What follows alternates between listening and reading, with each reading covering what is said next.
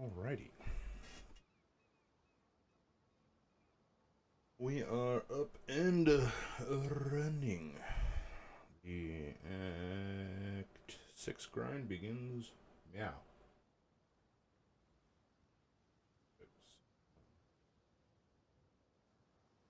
Oh.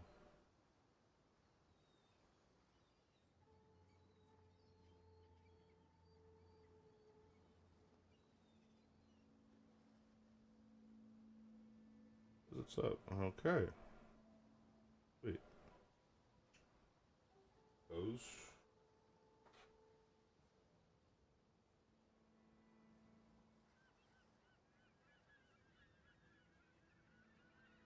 Not seize alive.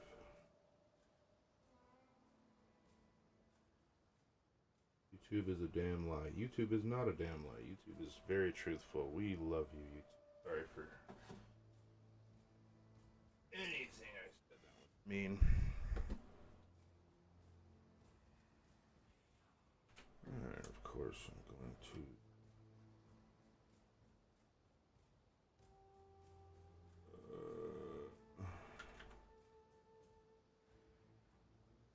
The podcast.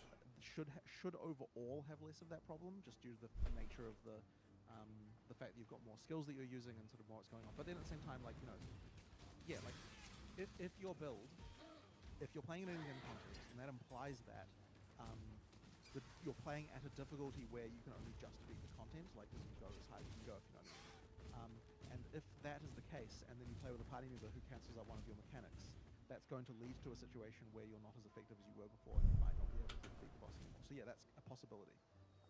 I just would hope that the synergy you can get from party members outweighs that. But it's a little bit hard to tell without really knowing more and stuff. Like, we haven't done a lot of multiplayer testing, and like especially already. So therefore, you know, like, I guess we'll just have to sort of see about that. But yeah, I'm not really. I guess I'm not like overly worried about this. I guess is what I would say. Like, I think that it should be okay. I think it will be okay, and I'm hoping that we'll have a good time with it. Your death is a mercy. It should be okay. Yeah, PoE players don't have friends. Who are you feeling? Hopefully you do. Hopefully you do. Or maybe you met some of them playing the game, I would hope. You know, it's funny because people.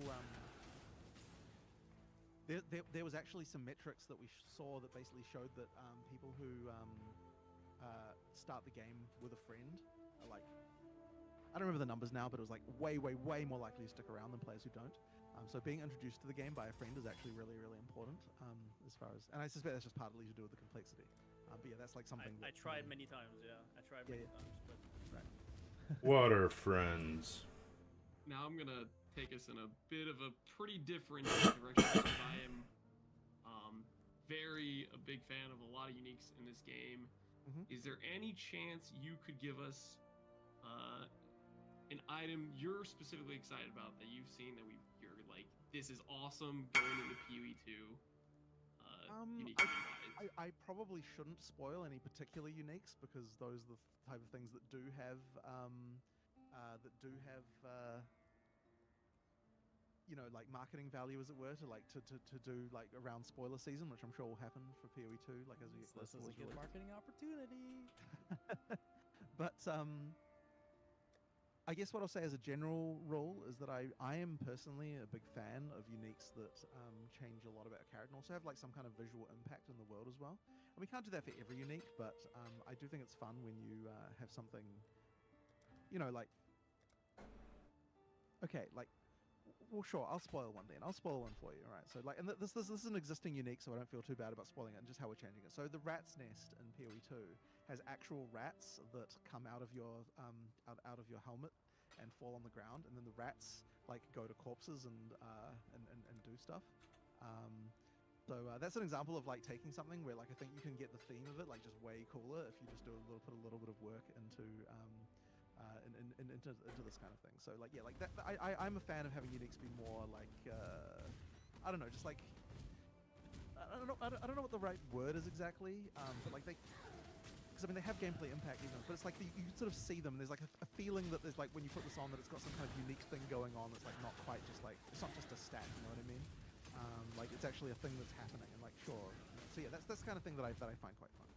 So that's an example of a change to a unique. It's an existing unique, but it's got like a slightly different thing that it's doing. And So we can expect some level of significant visual impact / varied.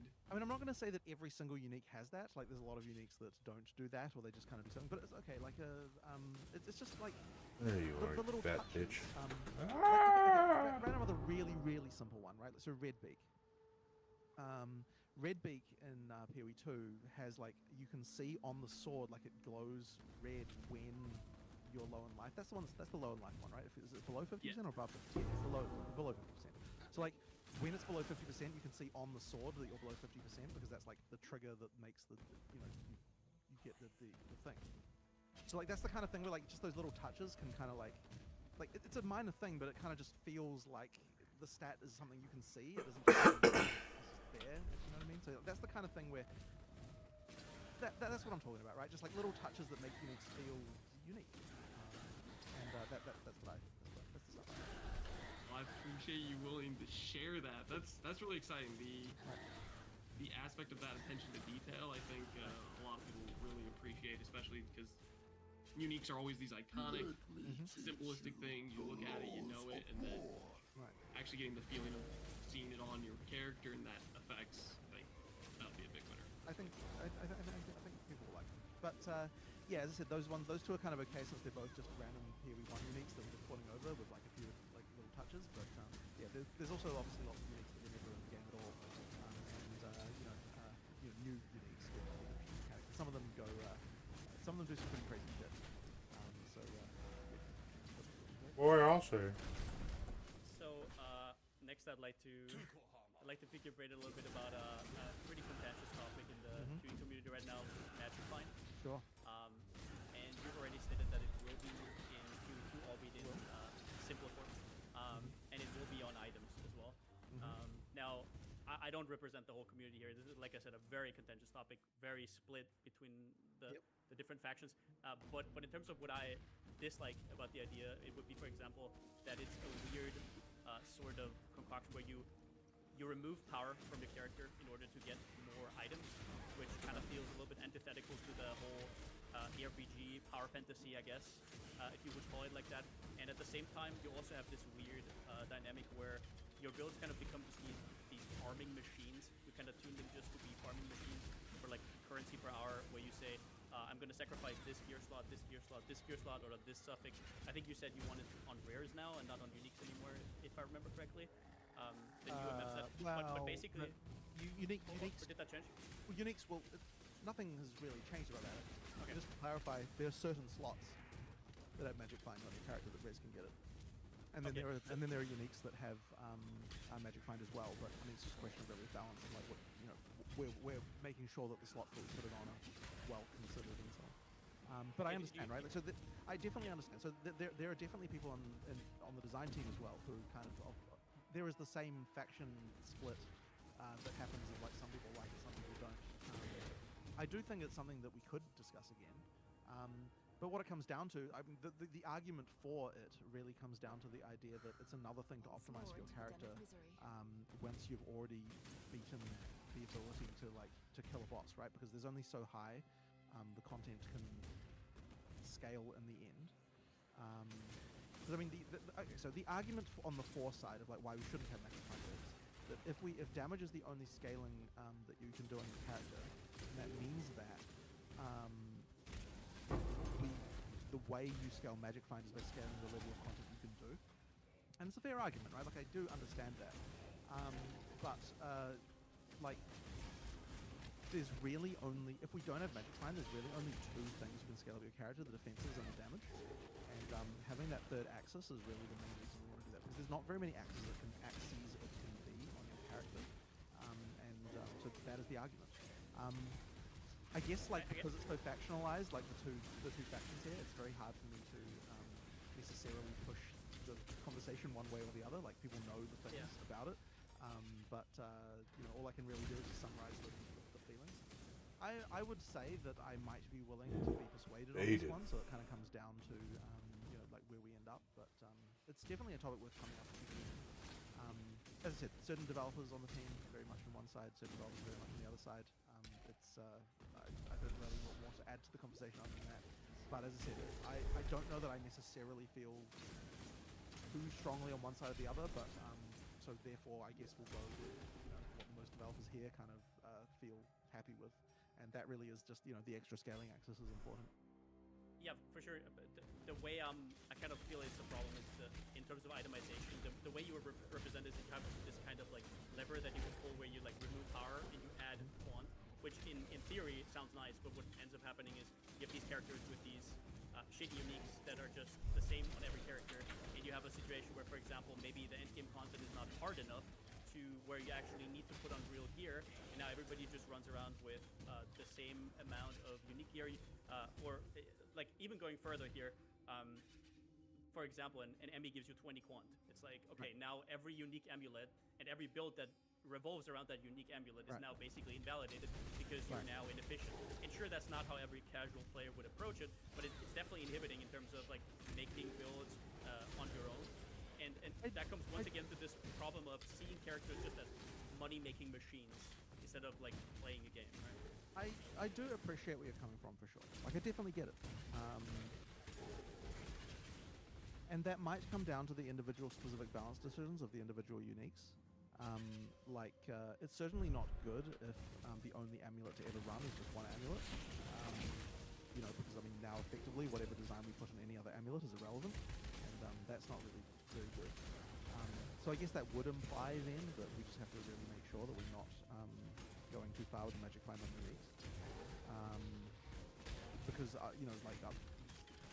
I guess the trade-off is less certain when you're coming down to rares, right? Because getting a good Magic Find rare is going to be harder.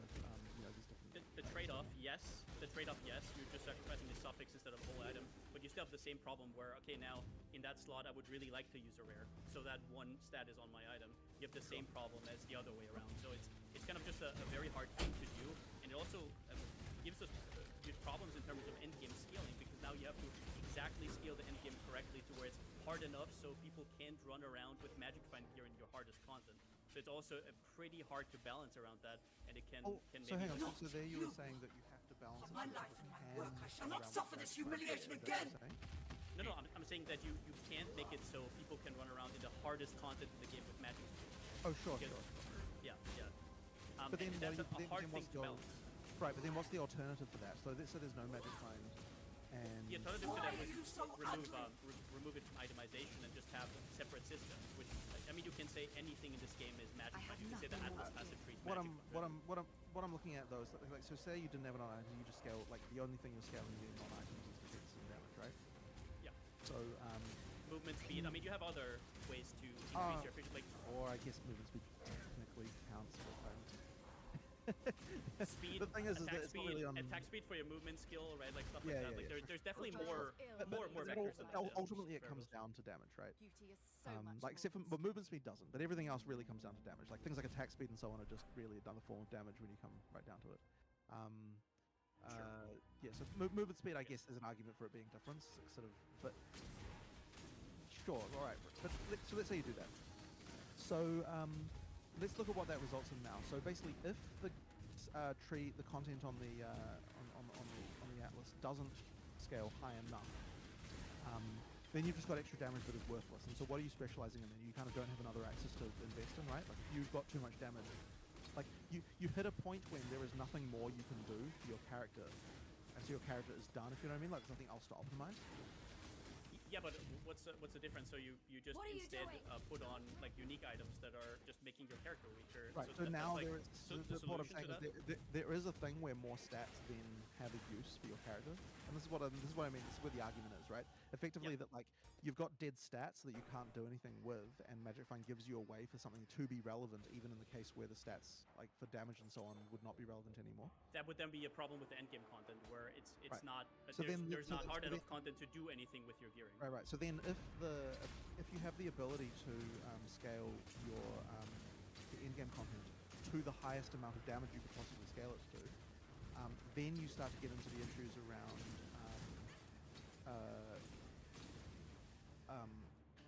like having content that's like, okay, so when you've got content content that only that you that is extremely hard to the point where only certain builds can do it, then you start to run into the situation where people will only run the builds that can do that content. This is actually the thing that I was trying to talk about before when I was talking about the in-game concerns, is that, and this is a weird one, and as I said, I don't have really a solution for it, but it's like, if the content is so hard that only a few builds can do it, you just lower build diversity, and that's kind of a problem too. And it may not seem like they're not exactly related to the Magic Find thing, but it sort of is a bit. But you have the same problem in that sense with Magic Find, just that the, Right, yes, the builds who are because more what you're powerful saying just is have that you end more up just quantity. Yeah. Yeah, Because you end up running the the better same build. builds, they have the same, they can run the same content, but now with like 70, 80 quant. So there's the same disparity. Just because they can run it doesn't mean that the other person has a huge advantage. So that's just a skill gap, right? That's not skill gap. I don't know, like skills being better than others, right? That still factors in whether you have MF or not. It does, but I guess what I'm saying is that the number of builds that God damn. work, if the content doesn't scale to the point where, like, if there's a bar that you have to clear, right, which is the top content, and most people would assume that a build, like, okay, if a build is viable, as it were, then it has to be able to clear the highest content of the game. Then if that bar is goes, the higher that bar goes, the less builds are going to be included. We re-rolled. Same build though. Just but I mean that isn't really good either. Like, this kind of shenanigans though. I can't. Going on. You know, like, sure, we try and do what we can. Can't do that with the champ, you know. The harder the content goes, the harder it is to actually balance the game to make the more enough. Welcome. Though. How's it going? It's just a random concern to have, and like I want to. Oh, really, about to die. emphasize the fact here, by the way, that while I am making this argument from the side right now, like, I do appreciate the arguments of Magic Find being removed as well. Like, it is a thing that I am not unsympathetic to, right? But what I'm saying is I'm just looking at the different cases. Like, so in the case where Magic Find doesn't exist, I feel like what you're going to have is that if the content is very hard, it's as hard as it can go, so effectively you can always scale damage from Magic Find. You can run into the problem of the Yeah, if you didn't get a chance, check out the PUB in the description on my last video, or one of my last two. It'll be in there, but it shows the Scion variant or Ascendant, and it's pretty bonkers. I'm just kind of trying to show you some of the considerations. I get where you're coming from. I'm just trying to counter. And obviously listening to podcasts, catching up on all the state of PoE nonsense, because I have not been paying attention. So then what you're saying then is that the fact that right. So what you're then saying is that if the best build with MF gear is still the best, then people will always play that over playing another build that can't do it without with MF gear. Is that what you're saying? Which I think is that will always be an issue. That will always be an issue. Which I definitely think is true. And it's true to some extent. I agree with that. Yeah. But I guess what I'm saying is there's still a possibility that I'm good. Yeah, that's the one we're following. Sorry, there's a little bit of a delay on this stream, as I'm sure you're aware. With the factions here of MF gear versus not MF gear, aren't those factions also divided among the people who are choosing to play random MF gear right ass now shit. Stay sharp out there. Thank you, sir. Clearly, there are people who would choose not to do it because they're choosing. Oh yeah. No, I'm not. Oh, it's garbage. Just speaking for the whole community, there's definitely people who love MF. There's no question about that. But look, I like MF. I don't disagree that it's a conversation that we should probably have again internally, and I will have another serious conversation about this. This isn't the people who are against it. Yeah, honestly, the Forbidden Jewels are freaking dirt cheap right now. It's ridiculous. So it isn't a conversation we've had for a little while. This kind of, I don't know. These kind of leagues, I feel like, you're obviously in favor of mixed opinions. Whatever your camp that you're sitting in, however you feel, that's how you feel. But I think people should take advantage of these types of leagues, especially casual players. People myself. I got full-time job. Shouldn't be playing as much as I do, but leagues like this take advantage of accessibility and explore all the shit you don't normally get access to, right? So all these Forbidden Jewels are cheap as shit, and all the uniques are accessible. Let's fucking make some combos, It's my whole. And I think that I don't know. I'm like obviously fresh off of Typically, like that's hearing usually people's my goal. I have a standard. bitching about PoE, Like, but I want to be able to do this stuff, this stuff, this stuff, but I don't feel like I have to do that. So you would be a prototypical. my thing is like, person oh my who god, what would is going on want here? to do Once other they things, introduced like, transfigured make it so gems, that it's the like it changed the ways way that I it play the functions game. scale damage, I have so that been you have, like, the most inefficient player since transfigured gems came about, quote unquote inefficient. You start to run into the issue of like you feel bad because you can't, using whatever other build you're trying to make, be able to fill the other content, defeat the hardest content, if you know what I mean. feel like you might I win. typically enjoy some level of, even though it does suck when you make a build that isn't good. Right. For me, failure I view as usually a good thing in terms of there's a reason I made something bad. You play standard? What can I learn from it? Never. I mean, I guess I do. It's Like, really hard, then it's a big I'll challenge. play every now and then if Would feel for other people. I don't know. I'm like build testing, I guess, but that's crazy. I've only met like one other person that actually like plays standard. Like that's their league of choice. Just like for a couple days a few leagues ago, but basically until last league I had never. But you get some touched crazy ass builds in standard too, because like I'd never legacy shit.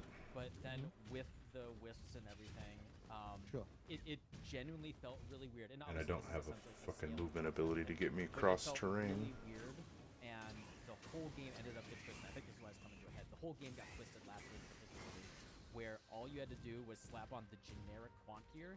You could do T7 maps, I think. I think it was T7 maps. So now, here's the thing that I do Right. think is bad. I do think that it's bad whenever you can be getting more items, or more value, I should say, from playing lower level maps than high level ones. I think that is definitely a bad thing. But that I think was more of an issue. Maybe I should with allocate the some game skill that points. stuck. Like it was a.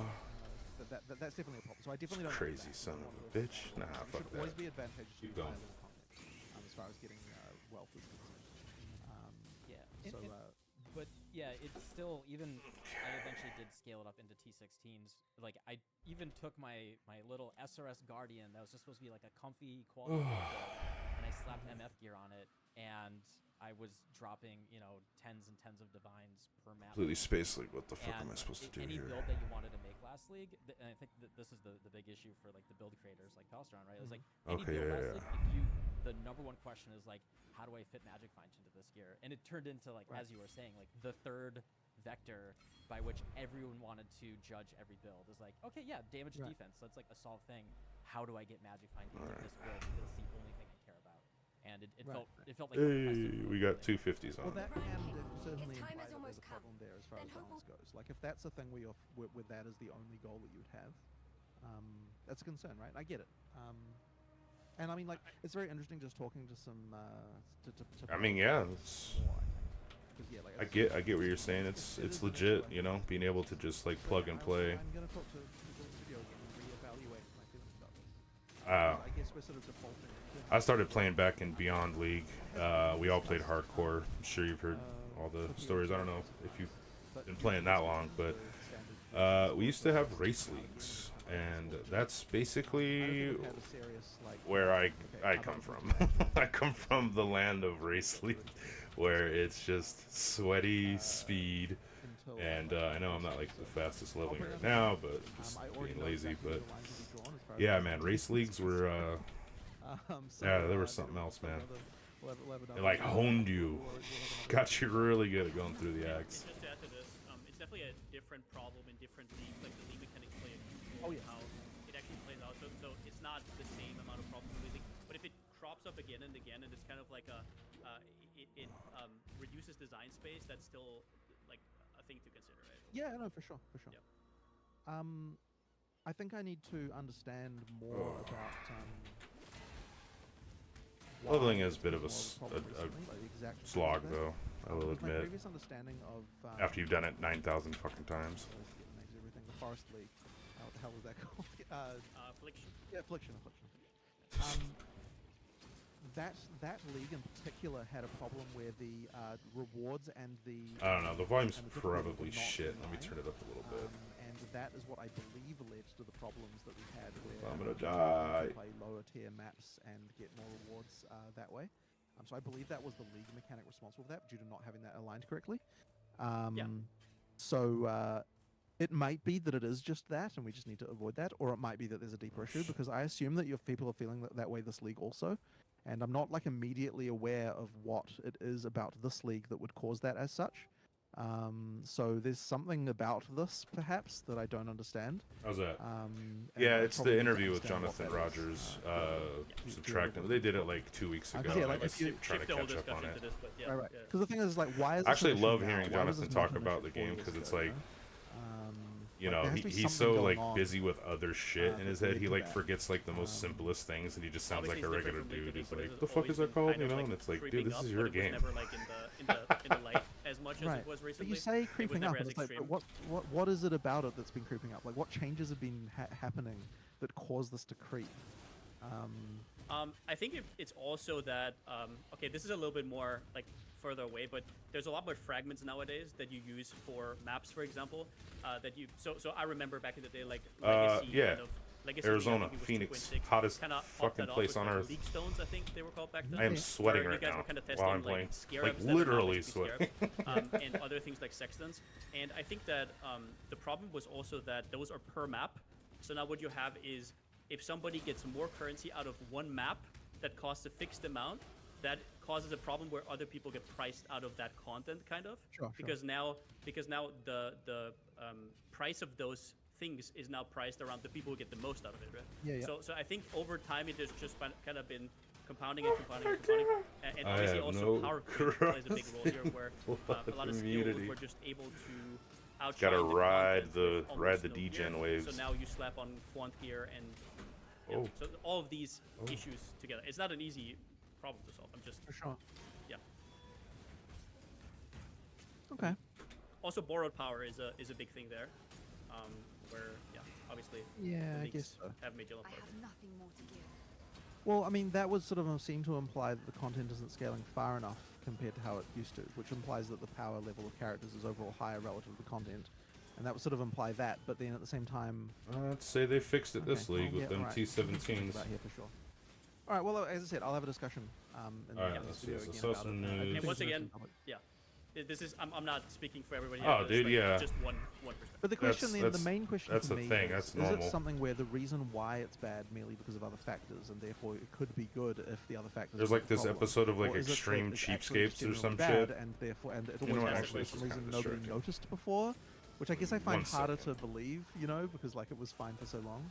So I mean, And I when only talk got to one people, for screen, example, too, so it's, party like, hard players for me to, way like, more exaggerated, tab that's, out like, and a do whole other shit, thing, but it so. can't really talk for them.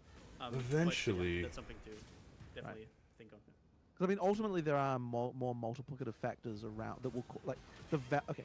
Effectively, what I believe then is plate beer heard would be here nice is right that about the now, yeah. value of an item find mod on your character is higher because the other multiplicative factors are so much higher. And so effectively, like what would have had a certain value before has now effectively increased due to the other. So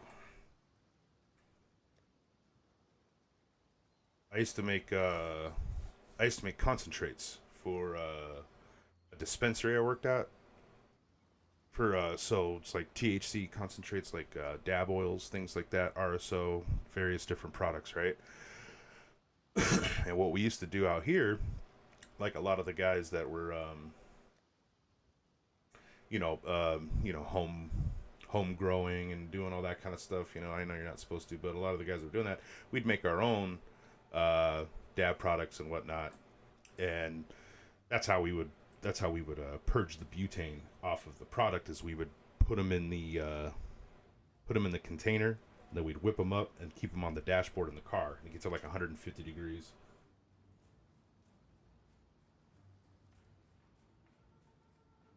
You guys use Fahrenheit, right? So yeah, I don't know if you guys speak Fahrenheit or Celsius, but 150 in the car, that's pretty fucking high. Don't think I'm going to be Kill this bastard.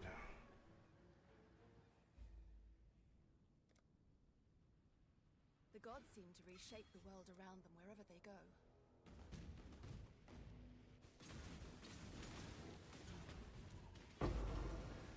All flame ember of bullshit.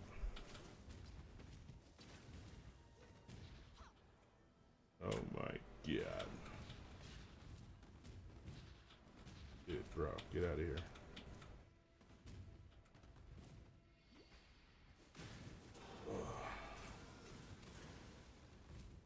Oh yeah, but there was this episode of Extreme Cheapskates. That's what I was trying to say before I got distracted.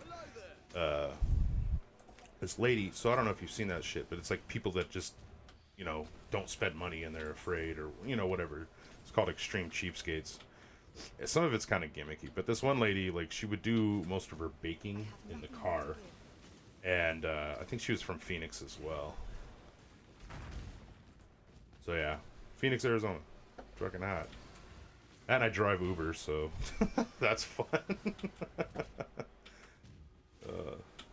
Bunch of sweaty bitching people in my car talking about turn the AC up. Like, you gonna pay my gas? I guess technically they kind of do, but whatever. I will take those orbs and scourings and die for it, of course. Can I not have but a moment's respite?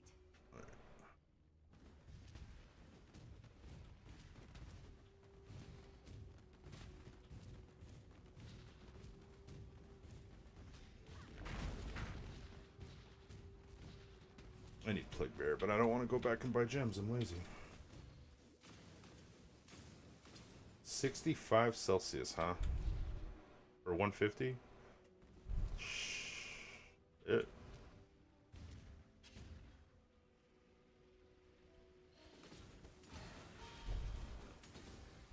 Oh, it made for some really good dabs, I'll tell you that.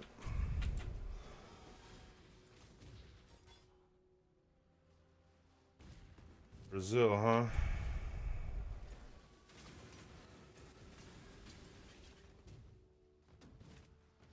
I don't know much about Brazil.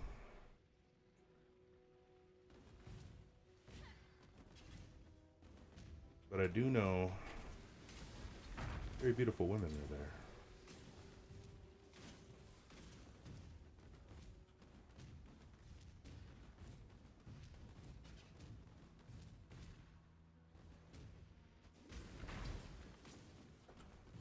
I was thinking like nudist beaches and shit.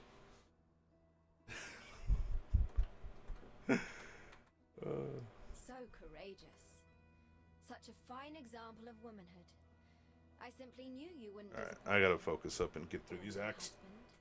Try to speed through this last bit. He could never be satiated on his wedding day by one bride alone. Thank you, my new sister. I shall always treasure your company. Oh, you fat bitch. I need Plague Bearer.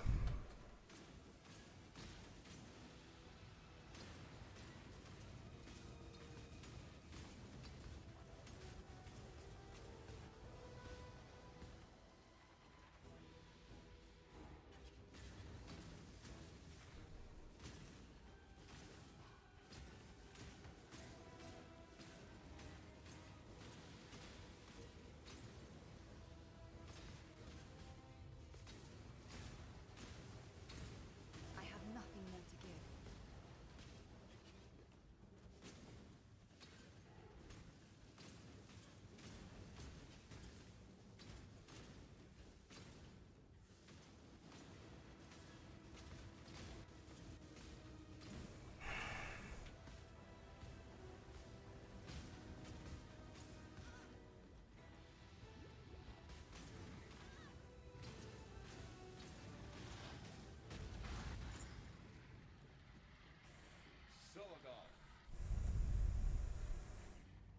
That's a very bad crab. Take a nap. Born of ocean's mire, and death Hold on to your cuckoo. Alright. Let us...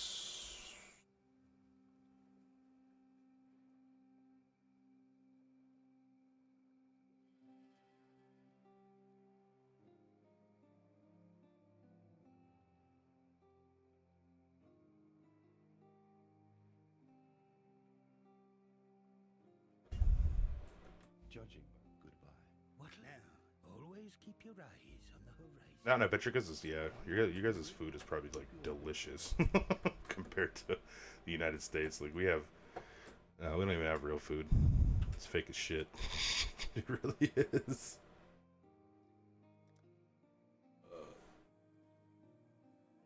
What are we doing? More reservation? Sure.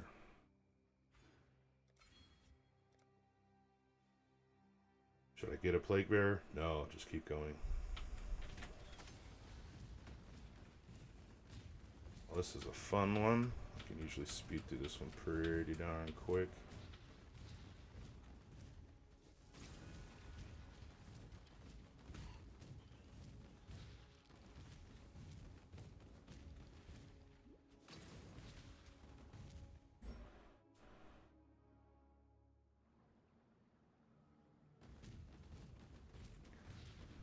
Or would you call that, like haggling though?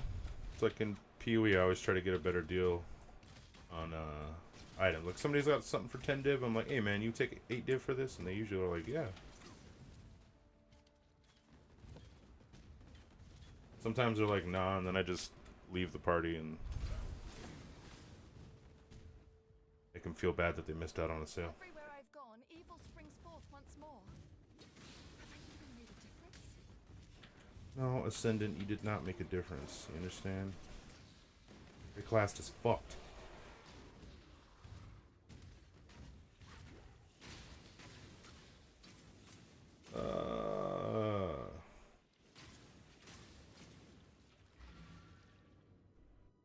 I need to do something about that.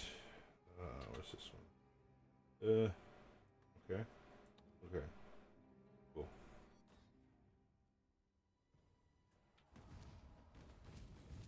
Didn't fix the issues, but whatever.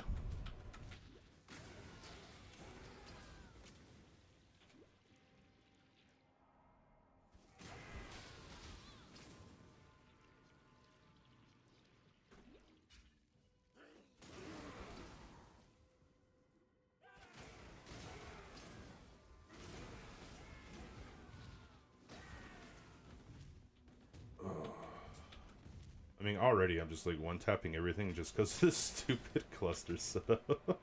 Or, not cluster, but whatever you want to call this nonsense.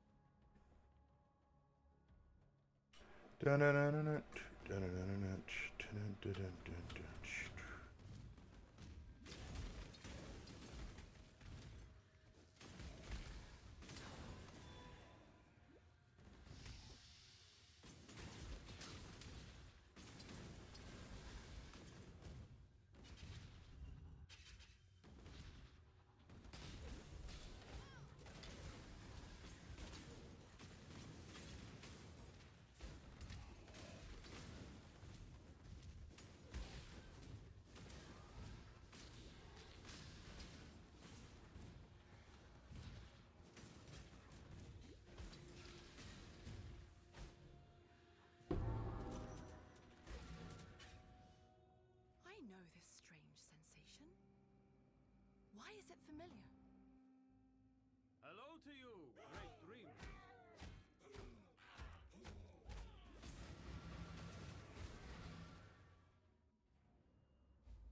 Oy. I'm dreaming while I'm awake. How is this possible?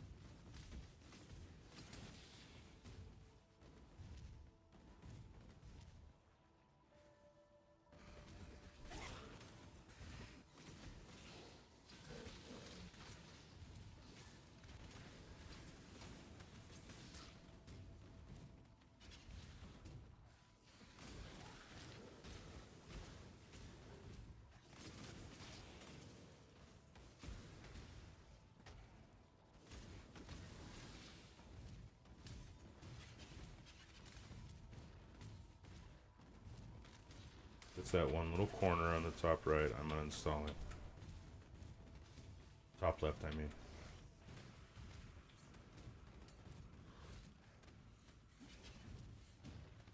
Guess what, boys?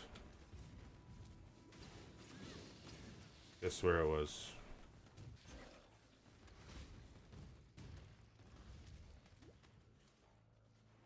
Just take a guess. It was in the top left.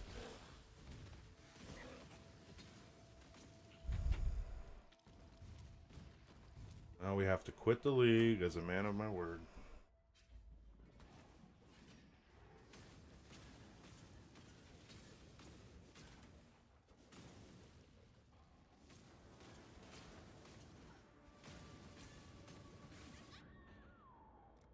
I was not paying attention.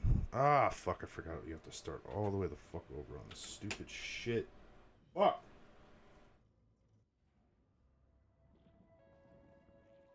You bastard, you dirty, dirty rat bastard.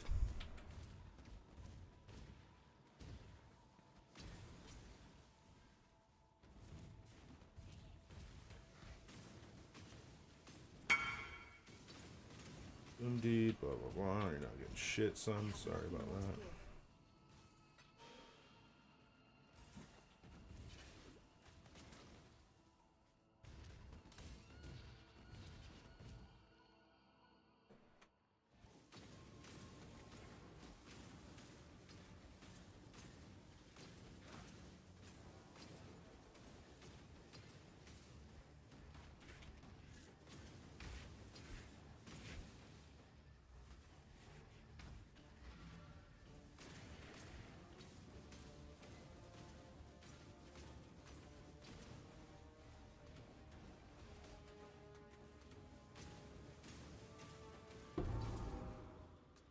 It's time.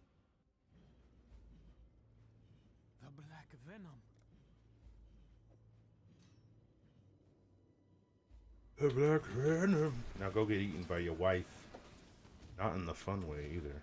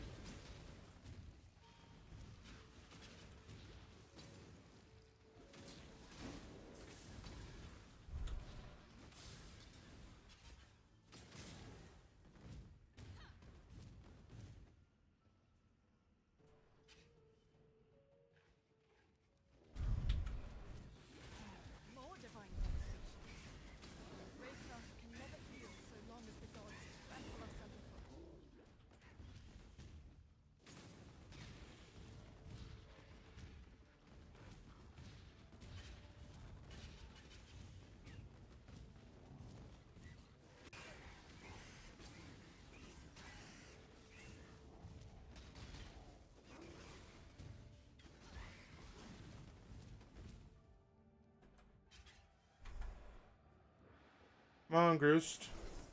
Heard you been talking shit, homie. 25th of Broadway. You already know what it is. Ah! Oh, you gonna bring your dog out? Like a little bitch?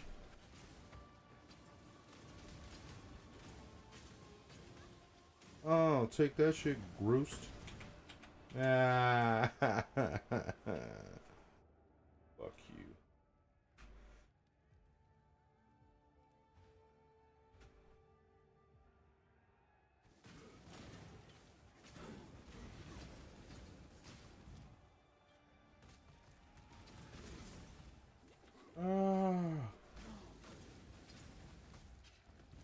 Ranakesh.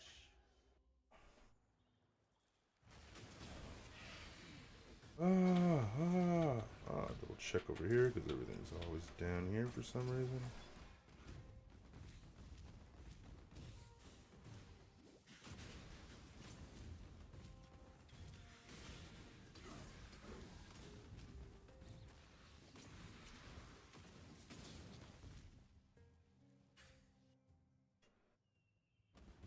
Okay.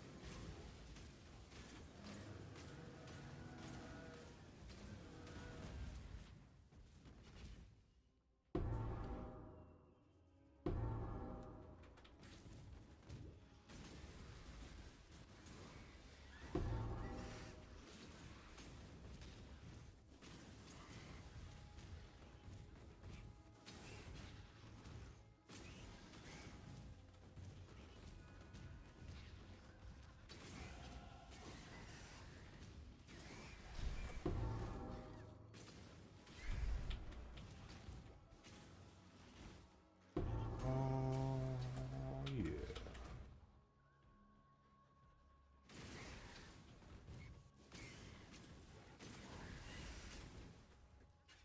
The other thing. So you know, like, sure, I guess that is the reason. I guess the way you can also think about it, not being too complicated about this, but for example, if the entry cost to a juiced map is like 1 divine, and a normal build gets out 1.2 divines, and a build with 100% quant would get like 2.4 divines. Obviously, that's not how it works, but like just to simplify it, the profit margin like goes crazy because the entry cost is always flat, right? Like that's also kind of, I guess, yeah. All right. Well, sure. Moving on. Okay. Moving on. No, I think that was a good discussion. So my next question, we were trying to keep them all related, is the way that PoE 1 has ended up its synergy and reliance on like trade and economy and the way it's balanced around it. It almost feels like you kind of, you know, it's been stated that SSF is kind of like the challenge mode and the game is kind of balanced around trade, right? Mm-hmm. Is there a plan around PoE 2 and it being based around the economy, high volume of trades, bulk trades and all that? Or, you know, is it going to be more of, you know, hey, I picked up a cool item, maybe I'm going to look at it. Obviously, you know, that's the dream. You guys always talk about it. Like, I want to pick up, you know, Chris talks about picking up a rare in your T16 app and everyone laughs. Like, I turned rares off on the root filter on day 2, right? Sure. You know, is PoE 2, are you guys going to like really focus on trying to prevent, you know, the pure trade economic basis of the game? You know, you can argue that the game's become so big, PoE 1's become so big because of that. But yeah, just curious on your thoughts there. I've always felt that trade's very important, and so does Chris. Like, you need to be able to get the feeling like you're going to trade something. And so long as there is that feeling, you know, trade has some kind of advantage. So you do have to consider that. But certainly, we're trying to design a system so that you feel like you could get good items even outside of trade. And that is something that, you know, I still believe in, and like we will try to do. So, like, yeah, it's going to be tricky, especially now that we want to have instant buyouts. But I believe that it can be done. It's, you know, like, Turn your back. One left. yeah, like I don't know. There's really not a lot to say about this, but I believe it can be done. Journey well. Some people I know are very against trade, and we do have a league for that. But you know, like I believe it should be okay. It really is more of a question for Chris, since he's so he's kind of the holder of the torch for all of the kind of item and trade economy type things.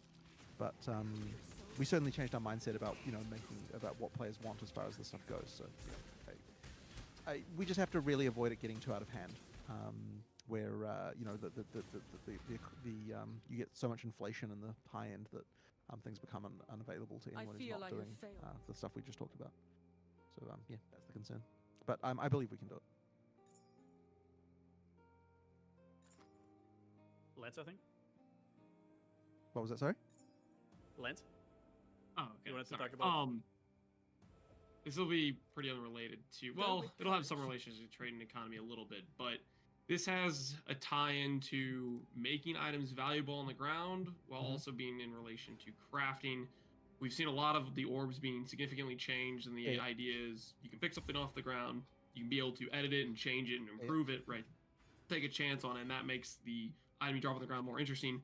What I am curious about in terms of current PoE crafting, you can take something from zero and make it amazing. Is that still going to be a thing in PoE where you can take a base or an item and craft it from the ground, or is that something we're leaving behind? How do those coexist together? Absolutely, you can do that. The difference is that we don't have scouring anymore. And so effectively, if you're going to do that process, you may need more bases, if you know what I mean. Like, you can't just use one white base. You're not going to have one white base, and that's your you're not going to have one white base, and it's like, well, if I screw it up, I just scour it and do it again, which means that white bases will be more valuable, because if you screw one up, you have to get another one, and so that does change the I like that. a little bit around that stuff. But you can absolutely take an item from white to being great. You'll just need more of them. So what I'm hearing is it is pretty much unlikely that you're going to be able to. You're not going to be able to take one base. You're going to need to take. You're going to need bunch multiple of bases. You're going to need multiple bases, but at the same time, like, that base is like if you've got valuable white bases, it means that you're actually going to want to pick those up. Like there is pretty much no base type in PoE 1 that is valuable really, because like there's so you know, like once you've got one, that's the only one you ever need. And that's something that that is something we did want to change to make it so that there's actually some value in that stuff, and that will mean that there's more interest in all the different rarities again, which is something that we were wanting to try and achieve there. Now, speaking to somebody who gets into crafting a lot, this is probably not a, this is probably gonna be pretty concerning for a lot of people that like crafting, because a lot of people that like crafting are basically spending a lot of their time in the hideout working on one item, and this will change it to a place where they are probably having to go and buy a bunch of those bases, or not. Oh no, they have to leave their hideout. Hideout gameplay is not something you can really chain together. Based on this change. I guess that is a change in a way, but so what you're saying is that this is effectively what you're saying is you want to be able to craft items. Okay, so due to trade, you can always just do crafting, right? But the thing is, effectively, there's going to be, like, if you want to craft something from the ground up from just white, it's definitely going to take more white bases to be able to do that. That being said, there's still other crafting methods that can. Well, it's a little bit.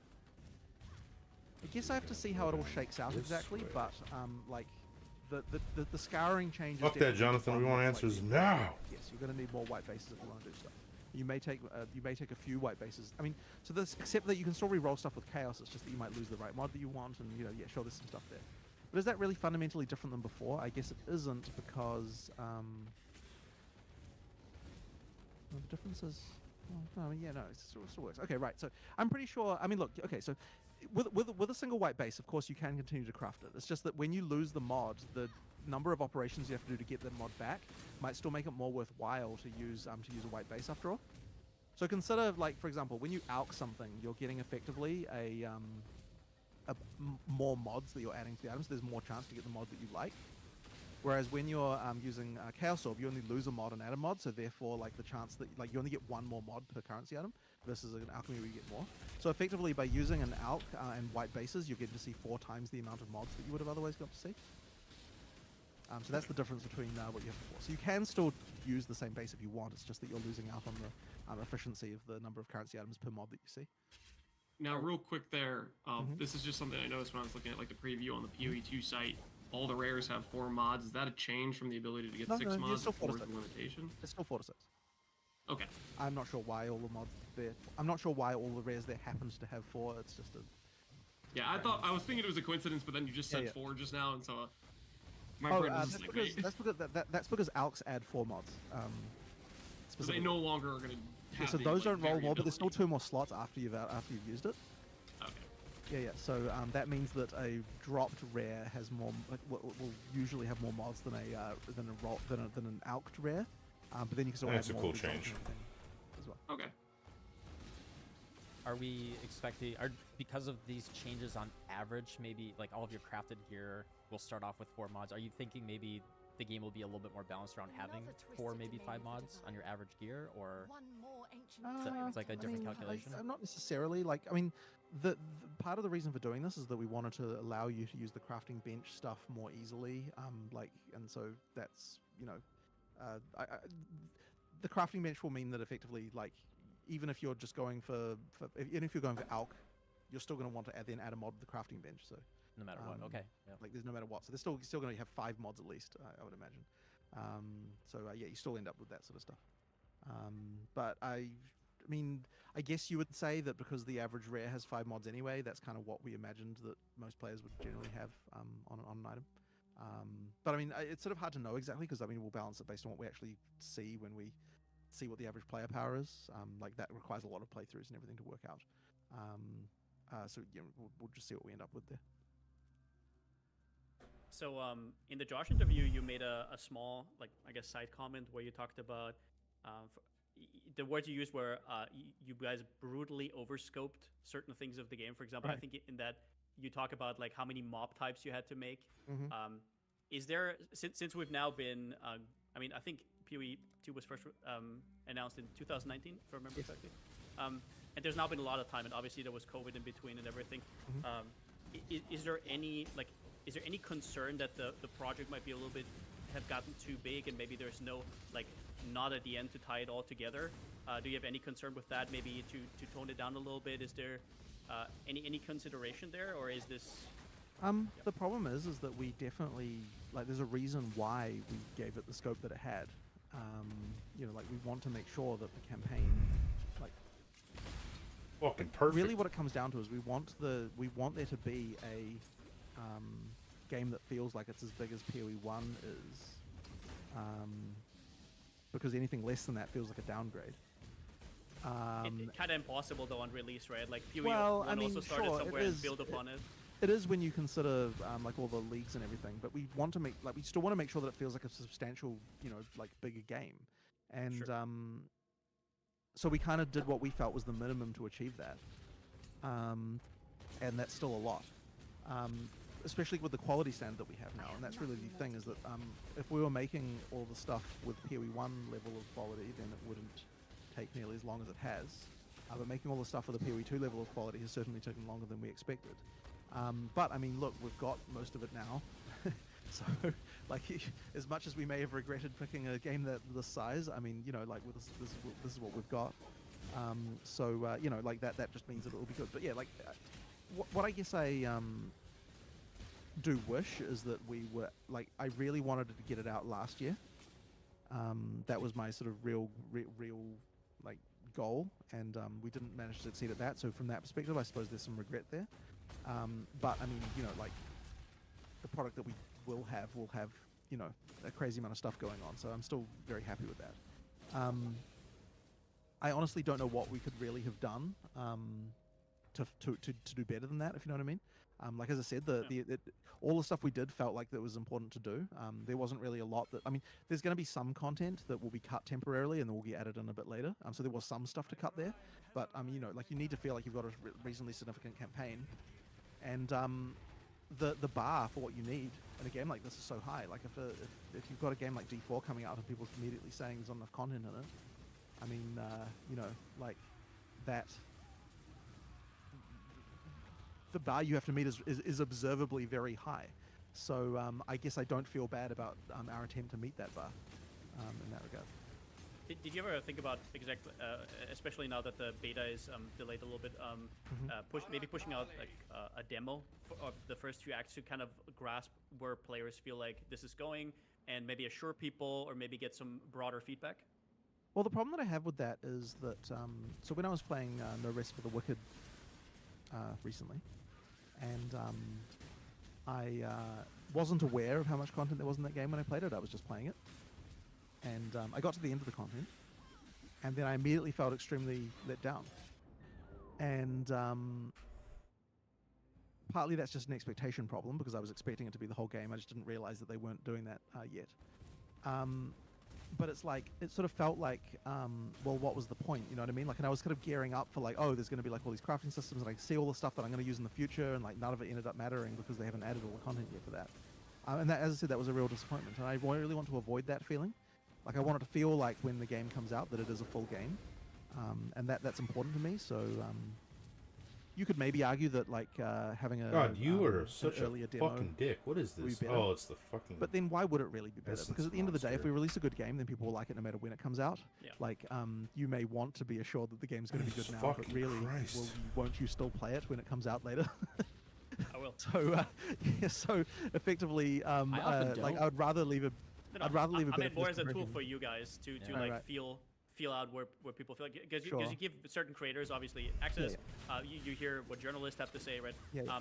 But obviously, as you know, when you release a league and a million people test it, there's like Right. completely different. But we only have Yeah. one chance. We only have one chance to leave a first impression, and so I'd rather have the initial test that we're doing be smaller, so that we can be more certain that what we're doing is right.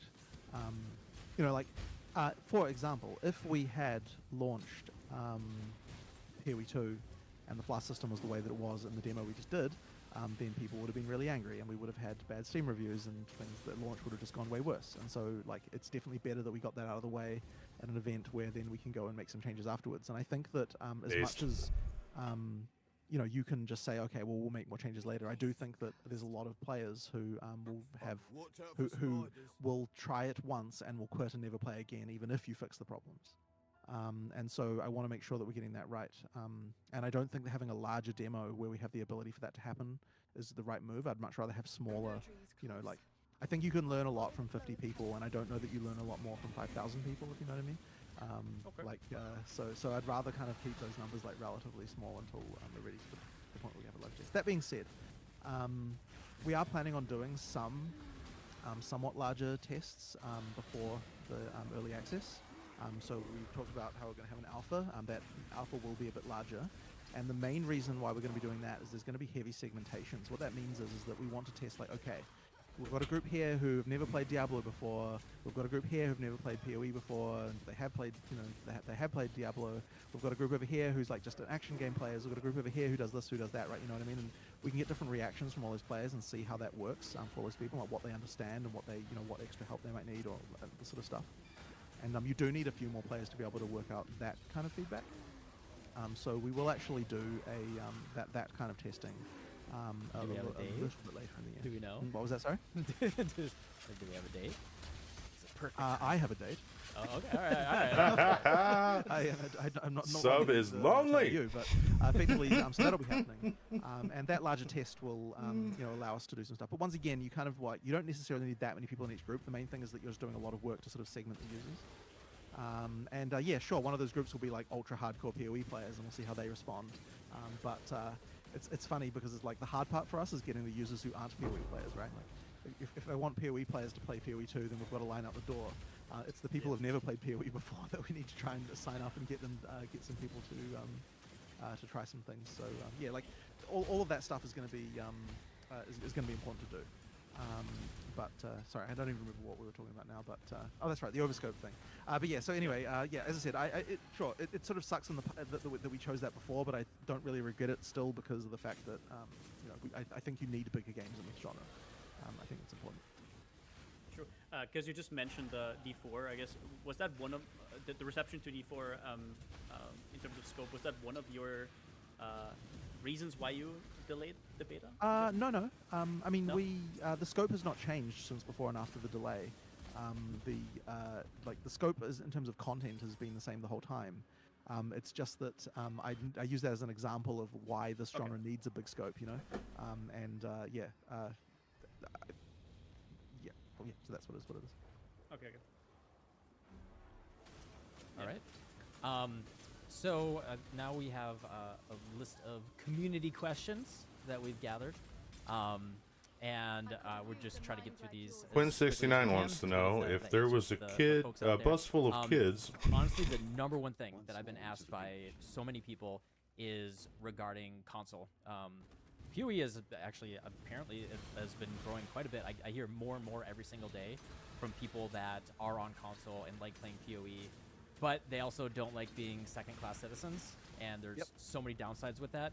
Is there any work that's able to be done? I was in the game industry myself as well, and you might not be able to say it publicly, but I've worked with Sony, and I know how bad it can be. So feel free to blink twice if that's the issue. But yeah, is there any work towards getting parity with that? There will be more. Unfortunately, I can't talk about it right now. But we are going to be talking about our console plans at some point in the relatively near future, and there'll be a lot more to say around that. Hell yeah. So, yeah, unfortunately, not something we can talk about quite yet. Console. Yes, it is one of those things where as soon as you're working with an external partner, everything around what you can say and what you can do changes very significantly, since you've got another person who, other people who are caring about that. So I can't be quite as cavalier as I usually would be able to be.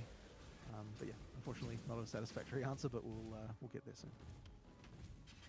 The Poke EU is asking about stuff like codex from D4 or prototype items from Torchlight, where you have end-game chase items that you can acquire in a weaker state earlier to basically start playing your builds that kind of revolve around these items. Right. Just in case like a stepping stone. Is that something you guys ever considered? I'm not really a huge fan of it, but that being said, I believe we do have a few cases of uniques. We've got kind of like a lighter version of a similar stat that we've made in the past. Like the PoE one I'm talking about, that's like a thing that we've done. But I wouldn't say that it's like an overall philosophy that I particularly love. Like I sort of understand the desire, right, to like I want to finish my build early or something like that. But I guess not really. Started. Yeah. Well, sure. I guess you could say that way. Different view of it, but yeah. Personally, I'm don't know if I'm like a huge fan of it. Honestly, like I guess like quite a few games have had things where there's like items that level with you through the whole game. But to me, it just sort of feels like it removes a lot of the fun of like having new items later, so I'm just not really a fan of that type of thing. But I do see what you're talking about, where you you have a lighter version of the stat, and there might be a few cases where we would consider something like that. Like if something's really important, and I suppose we could consider something like it, but it's not like an overall idea that I love. Or a little bit different thing for movement skills tied to abilities. The example I'm thinking of, the ice meteor skill where the sorceress jumps backwards. Is there any concern or ability where players could say, hey, I don't necessarily want to time my movement and be forced into this animation? Say like a boss is doing a cone frontal attack towards you, and you'd rather dodge to the right. Dodge roll cancel out? Is there those skills just a little locked into that, or is that something people will be able to some skills they change how they move depending on where you target. So like that can kind of matter. But we have to be a bit careful with that because it can feel strange if you've got a sudden like switch. But generally speaking, the movement being part of the skill doesn't usually feel bad because it's kind of usually a motion that you want to be doing anyway in that skill. So the comet thing, like there's usually not a reason why it's bad to move backwards. It's kind of just like it would be an very unusual situation. Damn bullshit. So the reason why you move backwards, by the way, with the comet, is to get yourself away from where the center of location is. So if you use Comet far away, your character won't move backwards. If you use Comet really close to your character, then your character will move back so that you're not inside where the Comet is hitting, which looks really dumb. So generally speaking, I can't really think of a situation where Comet would move you back where that would be a thing that you wouldn't want anyway. Yeah, like we do try and think about this as we're designing these, like so we don't have an issue like that. Now, this has actually come up with a few skills in the past where, like, we've had situations where skills look a lot better if they have movement in them, but we don't want to move them because it's technically disadvantageous to the player. An example of that one is Falling Thunder, where it would be visually better if that always moved you forward. It looks a bit lame when you do it on the spot, but because of the fact that you don't that thing can use projectiles, and getting you closer to the monsters would be bad. Generally speaking, if what you're using it for is the projectiles, we do not have the movement if you use the skill close to your character, and that is just an example of a concession to make sure that that the player always has control over that kind of movement. So we are basically doing those kinds of concessions if there was a situation we believe where the player could potentially not want to move. And what that should mean is that anytime you're moving, it's because either there's no disadvantage to moving or you want to move. You know what I mean? If there's any skills where people are like, oh, it sucks that I have to move when using the skill, that is a problem. We're trying to fix that. So it is like something you'd be. What was that? Sorry. Go, Kyle. No, sorry. No, go. You go. I was gonna say, so it is a scenario where, say, you guys designed it away, you thought it would have no issues, and then if the player base says, hey, this has issues, we don't like it this way, you would be opening to... I'm open to changing that, yes. There might... look, I'm not going to say it's 100% always the case. Like, there might be a skill I could imagine that will just, be completely... just really suck if it doesn't involve moving in some way. But, I mean, we try not to design that, right? Like, we try to, when we're doing the design, to just work out what it is that needs to happen with regard to that. So, yeah. A lot of skills have movement based on how far away you click to try and make it context sensitive. Okay.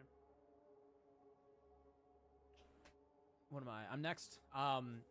That's just a quick question. There's a lot of minion lovers out there. We haven't seen anything from minions yet.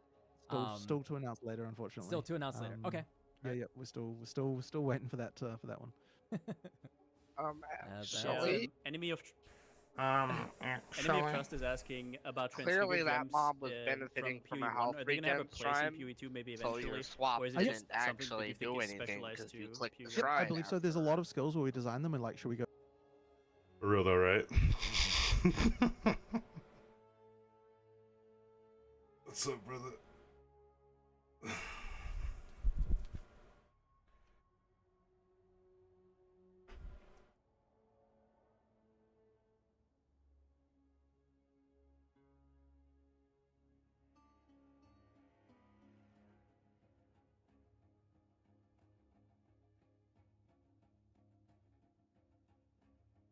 The good old actually.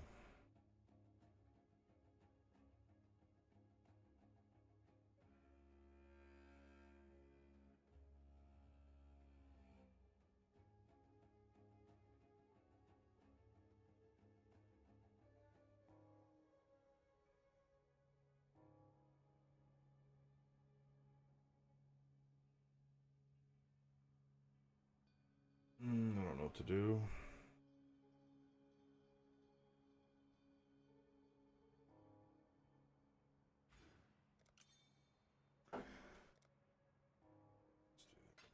Rules.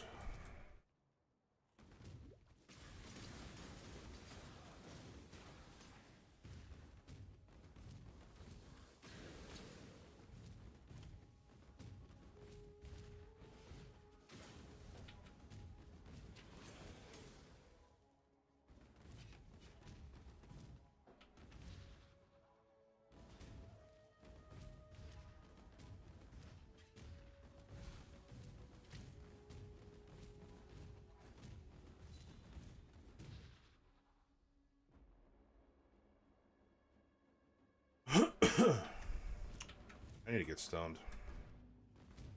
I've got another one for you.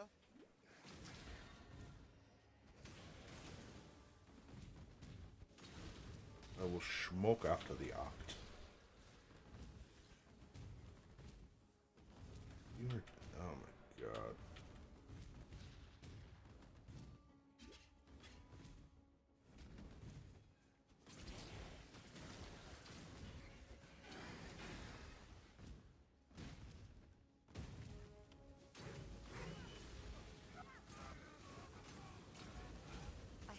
Centuries in one spot because of a single order.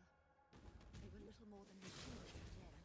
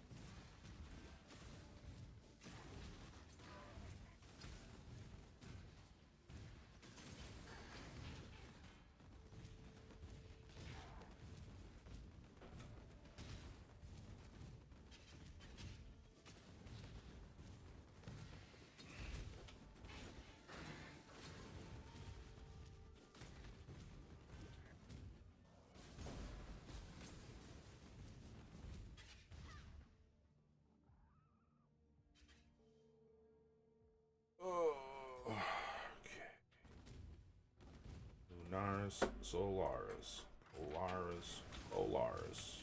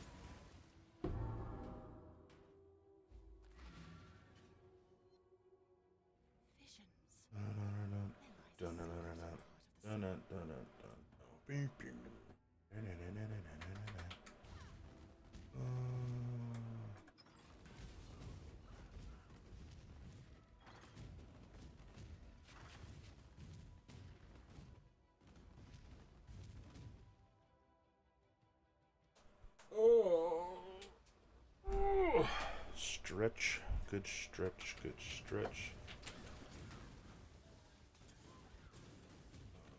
To the shiz. Wait. Sure I'm in the right spot.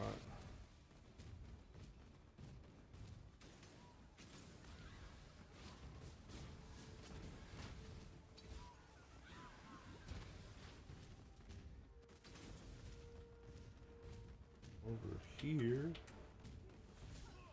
I have nothing more to give.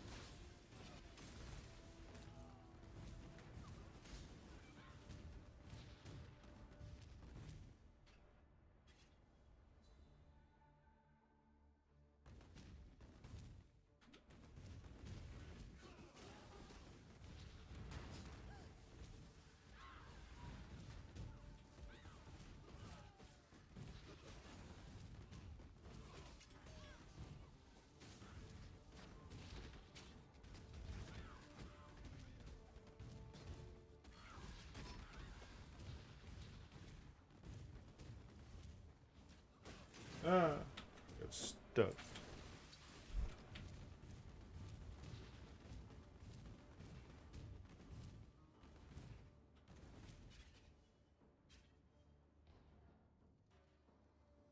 What up? What's up, Quick?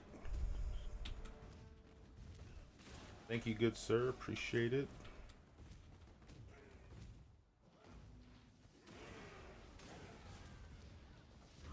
It's been a while since I checked out your channel. I gotta see what's been what's new you guys been cooking.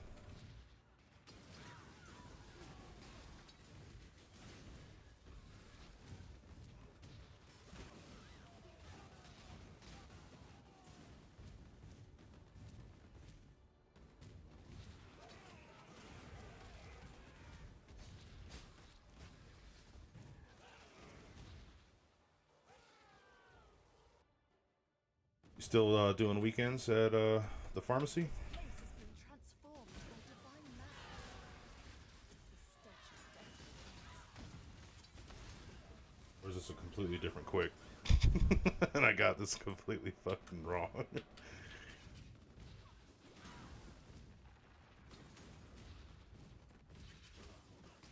Oh shit.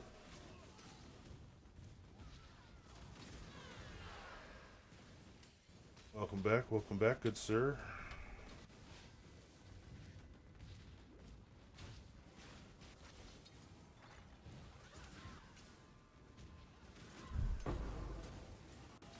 As you can see, I haven't moved from my chair at all to get food or go to the bathroom.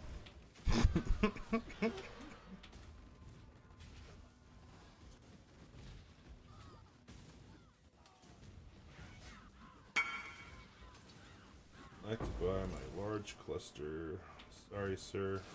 I cannot sell you anything right now.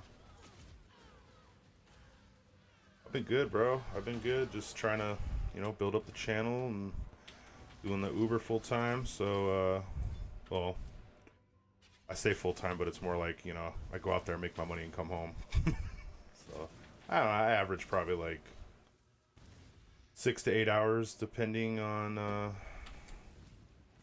how shitty it can be. But honestly, it's pretty damn good. The money's there, so it's enabling me to make my own schedule, so that works out.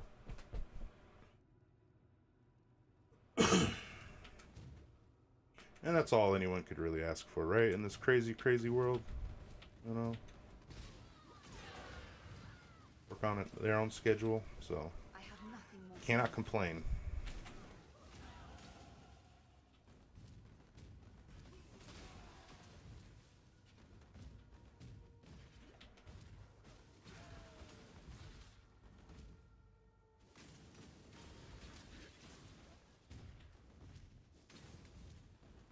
God damn.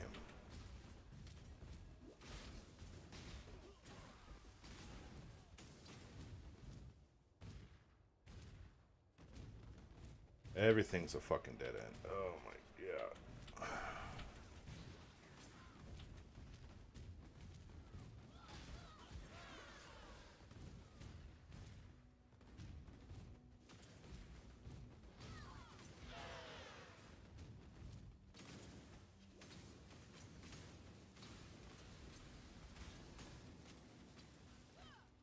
That's right, man. I only had like, since I switched over to Uber, I've only had like one incident where the dude was like pissant drunk at like 4 p.m., right? And I guess like he was from out of town, he got his car impounded. Long story short, like, he's in my back seat and he's just like, "Can you tell me where we're going?" I guess some like, he was at like some kind of like rehab place or get sober facility, and some lady got him an Uber. And so I just looked at the GPS, and it looked like it was going to the airport. So I'm like, looks like you know, you're going to the airport there, my guy. And he proceeded to absolutely lose his shit. Like, he's like, "Fuck that shit, turn the fuck around, fuck you, you fucking blah blah blah," all this shit, swearing at me, like going full blown hysteric. So I like start de-escalating the situation. I'm like, at this point, I'm like, I don't give a fuck what the GPS says. I'm about to be like, "I'm sorry, sir, I was completely wrong and you were right. Please calm the fuck down in my car."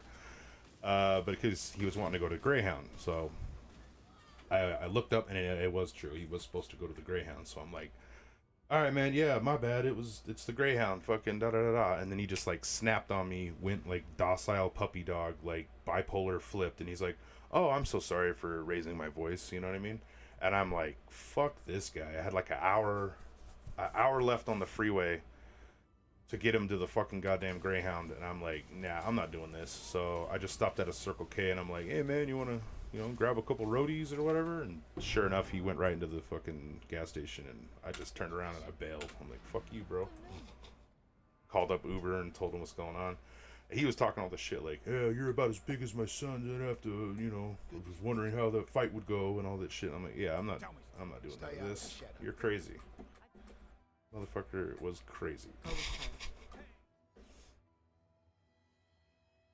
Portal. See you. Eli talking about fucking getting, I don't know, a gun or some shit. I'm like, I ain't about to do that, man. I'll get some pepper spray first, but What are we talking about here?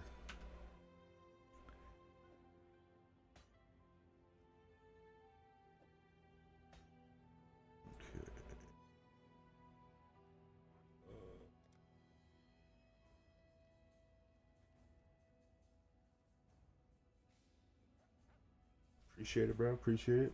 Okay.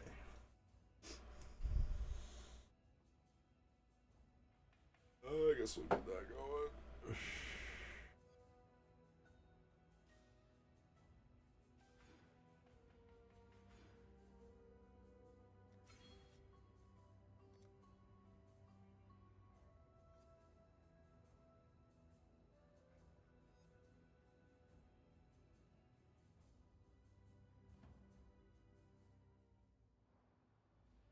Okay, and this way real quick.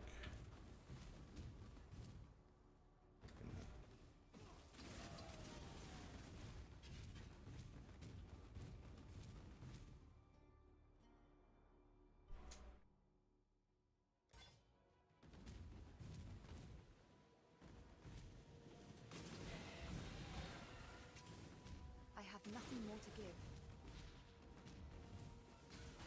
Well, you better give some more, bitch. We got work to do.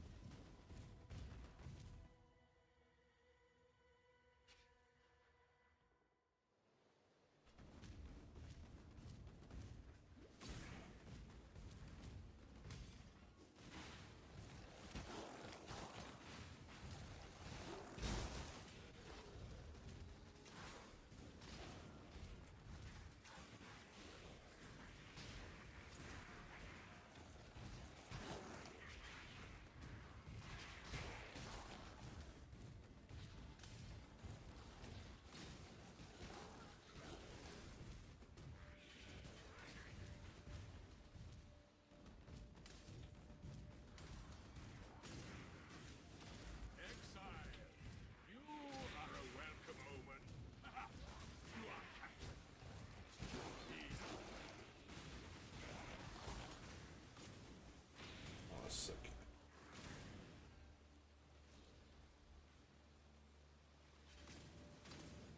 I mean, he was from out of state, so from what I gathered, got a DUI. He was from Vegas, and he got a DUI out here or something. They impounded his car, and then I guess he was at some sort of a, you know, get sober kind of place or something like that. And because the lady who was out front, who got him the Uber, she had this look on her face like, you know, please get rid of this problem I have, you know what I mean? She looked very stressed out, so. Yeah, but no, it was, I mean, it's very close, right? It's like, they're right next to each other, so a rational person would have been like, you know, he'll just fix it and take me to where I need to go. Nah, he proceeded to freak out. You know, I ain't young anymore, man. I ain't trying to get physical with nobody. Back in the good old days, I would have easily just, you know, hit him with the 2-piece and the biscuit out on the side of the road and just called it a day, didn't report nothing, and just kept it pushing. Ran his pockets, all that shit, you know? But I'm 35. 34, whatever the fuck, however old I am. Can't be doing that shit no more, man. We too young, or we too old for that shit.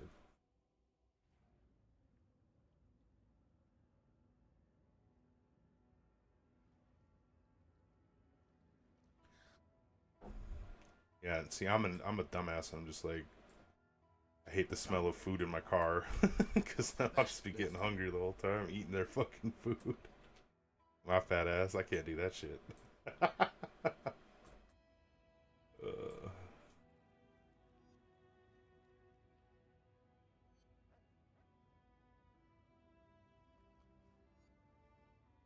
Mm.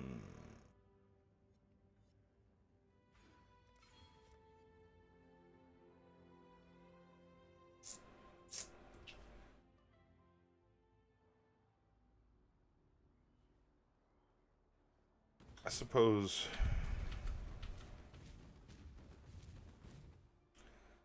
I could do the Uber Eats. I don't know. I do hear from other people though that, you know, do Uber and stuff like that, that the eats don't pay as much as the rides, right? But and I've been getting some pretty good tips out there too. I have nothing more to give.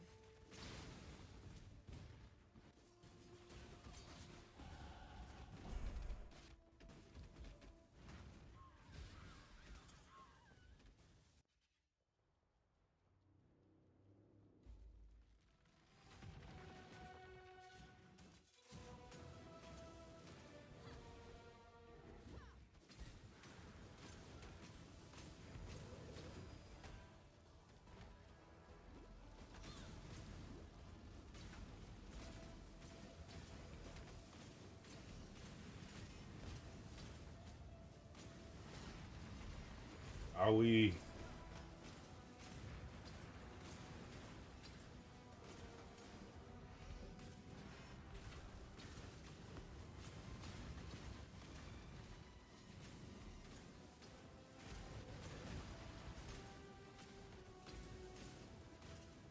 Solaris, Lunaris.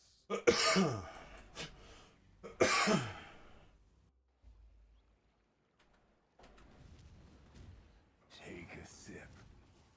What's the worst that could happen?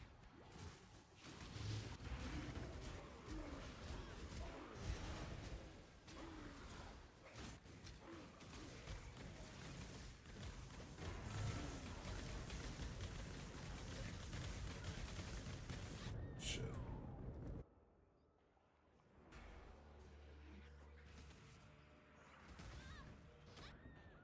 Was I not paying attention at all?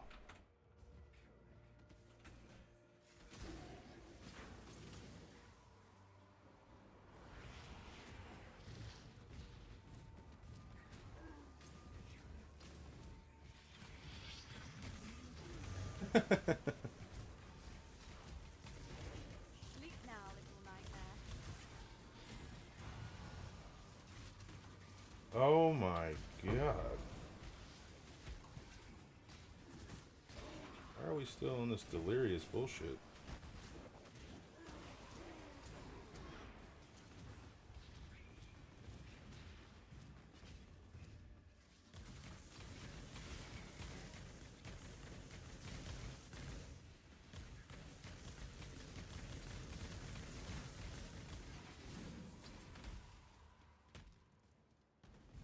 Thank you. Fuck off.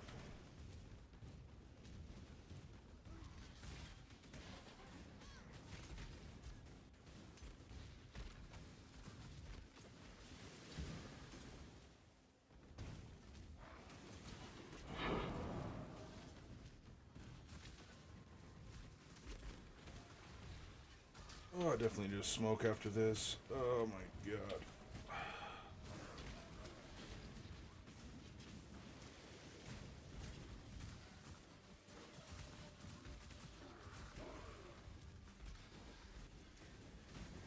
I have nothing more to give.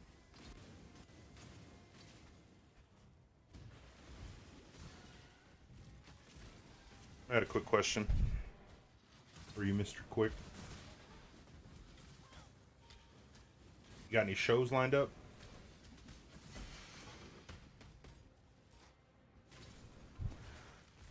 As you could probably surmise, that I need to get the fuck out of the house every now and then, you know what I mean?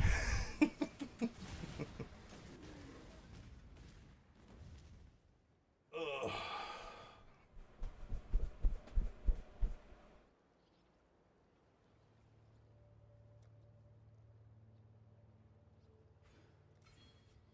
I'm actually curious because I know you don't play Path at all, but like when you see something like this, like what's your first impression when you see this thing that I'm putting points into? Out of curiosity, let's smoke some tree while you're typing. I guess I don't know. Probably I'm the only one here now.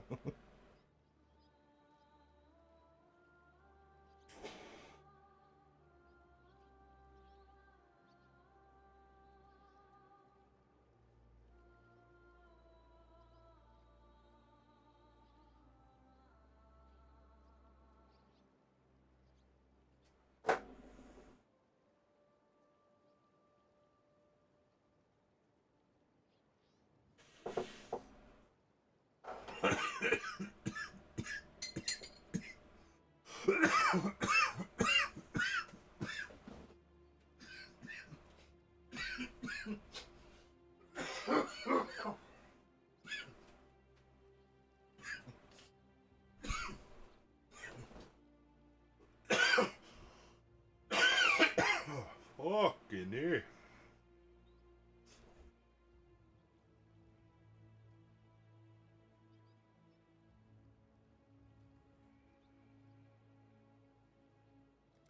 Oh.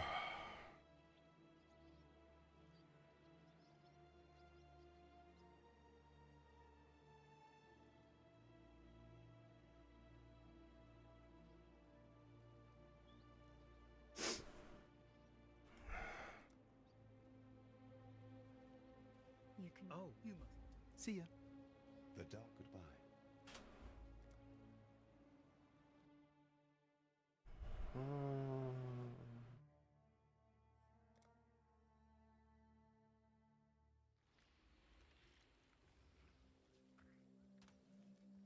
Alright, champion. Get buck naked.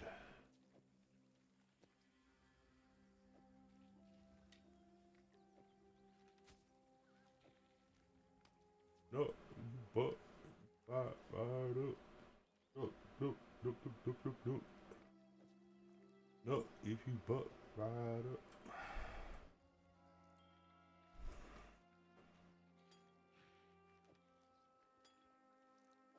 If you take all this stuff off of this champion.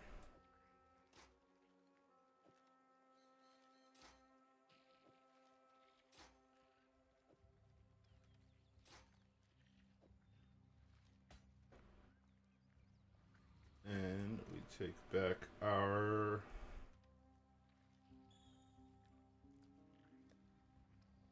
fucking shit out.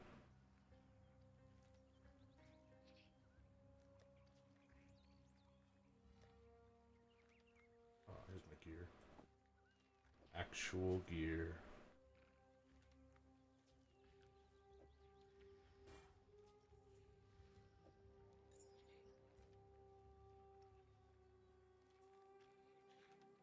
Right.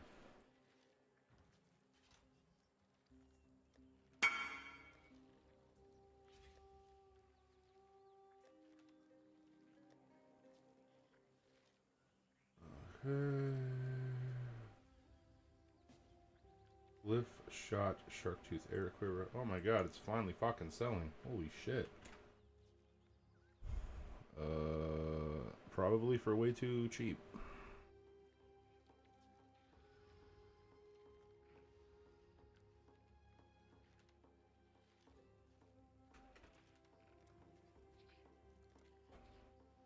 Whatever.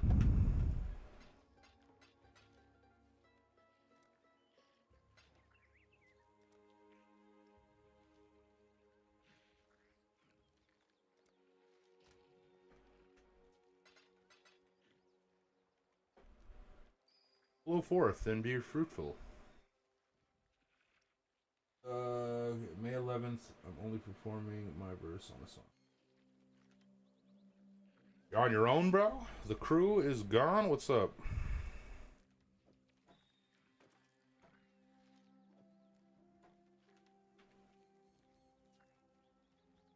Alright, just scheduling issues, I understand.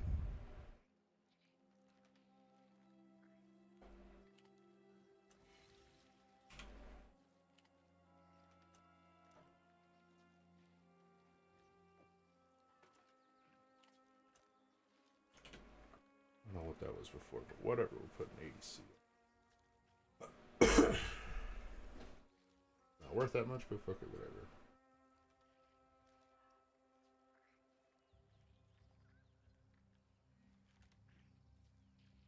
Blue circles. Oh, the blue circles? Oh, wait. Wrong one.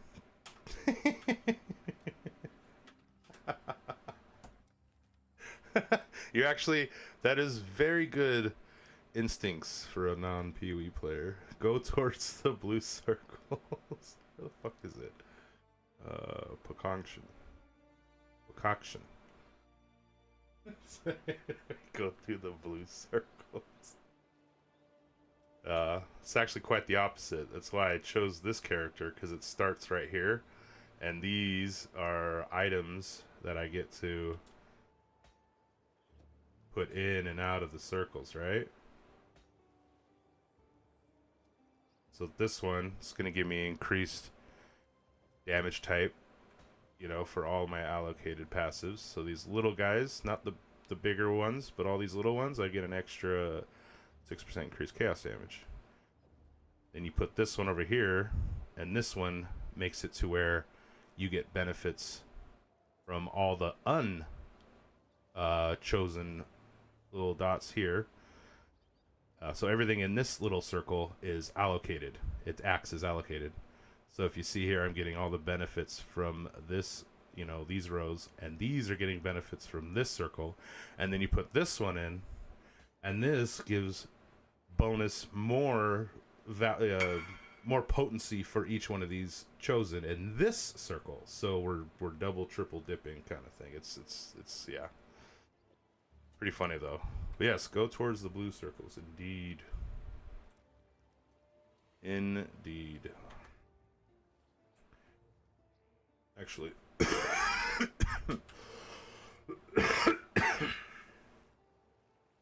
we're not quite ready yet.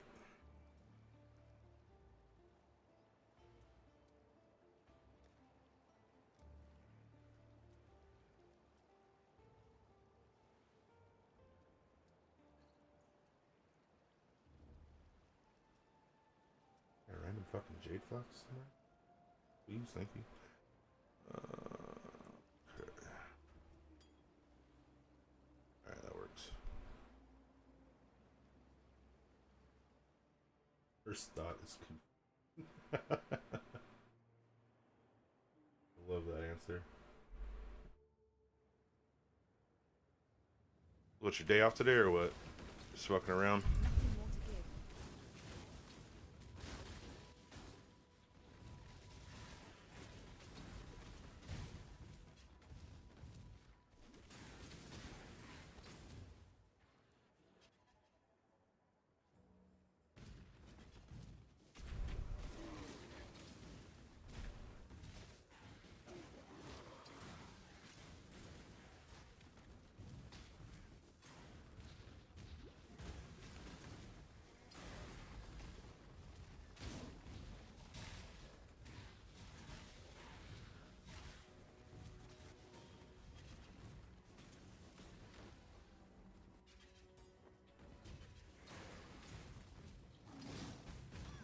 Oh my god, Jesus Christ, almost fucking dead.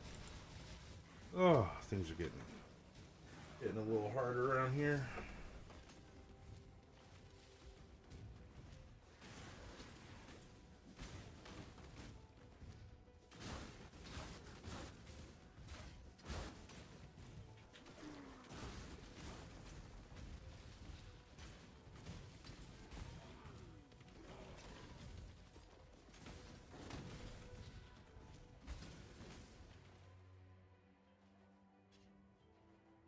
Ah, damn it, I forgot to get the clusters off my other guy. Fuck.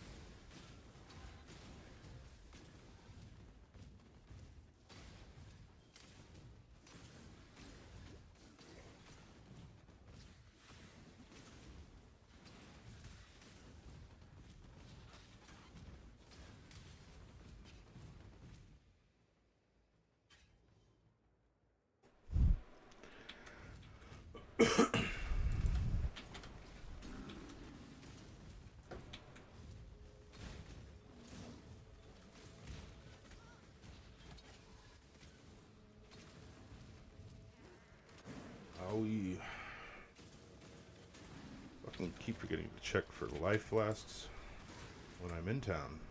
I have nothing more to give.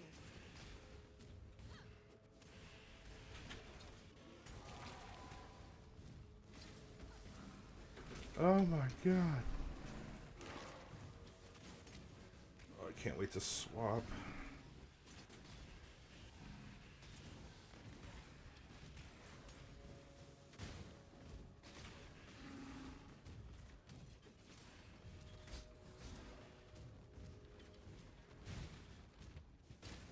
I'm on the wrong side of the wall.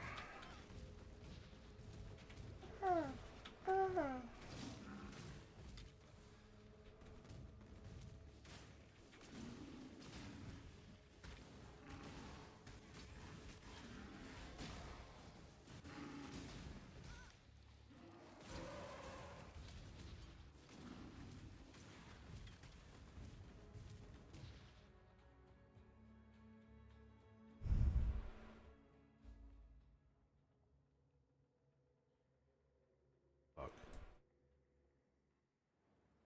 There's a little trick. You want to be a little quicker, but not be inefficient, and you fucked up. Just put a little portal right there, and I'll show you what we do.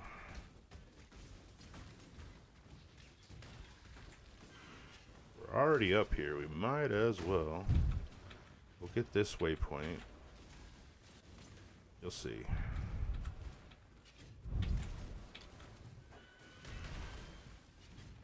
Where are you, Mr. Waypoint?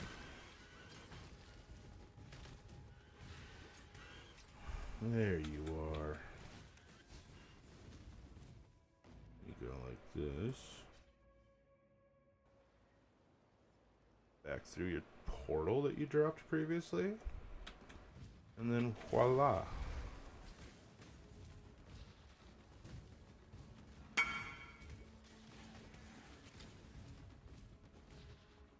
Where the fuck is this fucking waypoint at?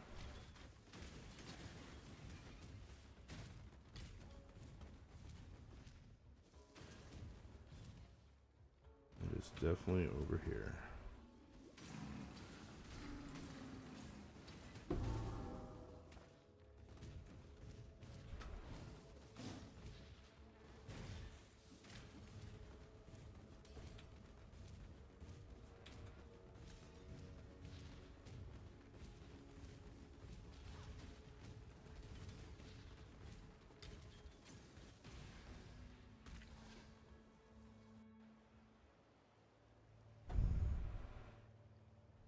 My sister, you've done yourself proud today, Exile. You did it! Ah, our relic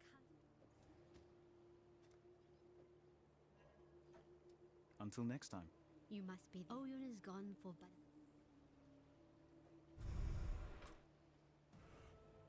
That's life.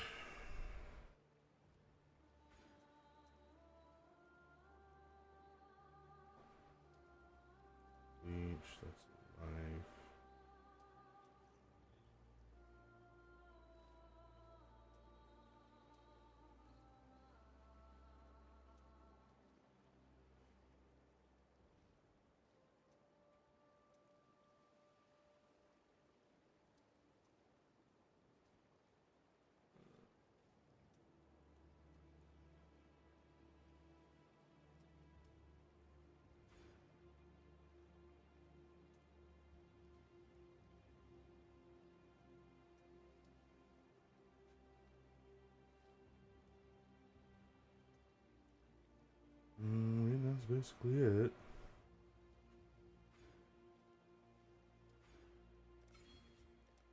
Onto the cluster then. And yeah, that's what we'll do. Okay, back. Still gotta go grab the cluster from the other character. And I forgot to check fucking flasks again. Jesus fucking Christ.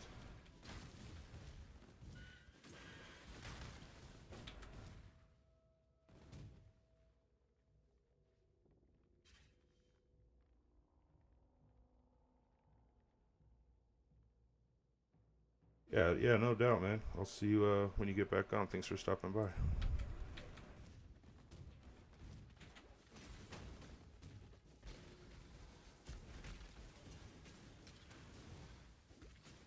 Definitely appreciate it. Definitely appreciate it.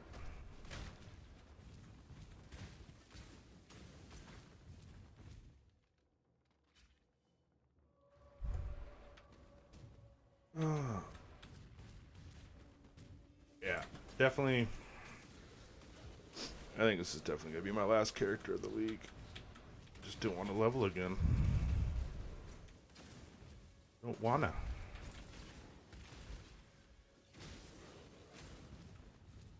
I don't wanna.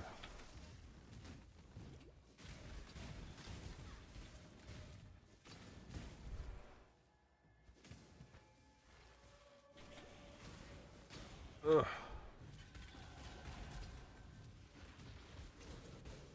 This is a dead end. I don't know why I'm even here. Look, I know where to go. I know where to go. Get the fuck out of here. Go to the void.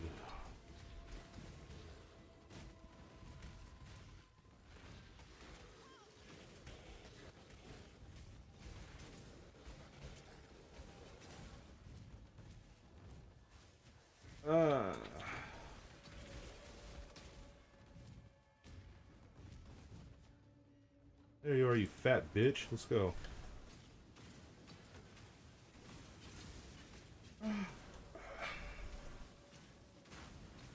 And die. I hate this game. Uninstalling. Fucking. Oh, never mind. I love you. Thanks, Mac. Thought I had to run back from the fucking beginning.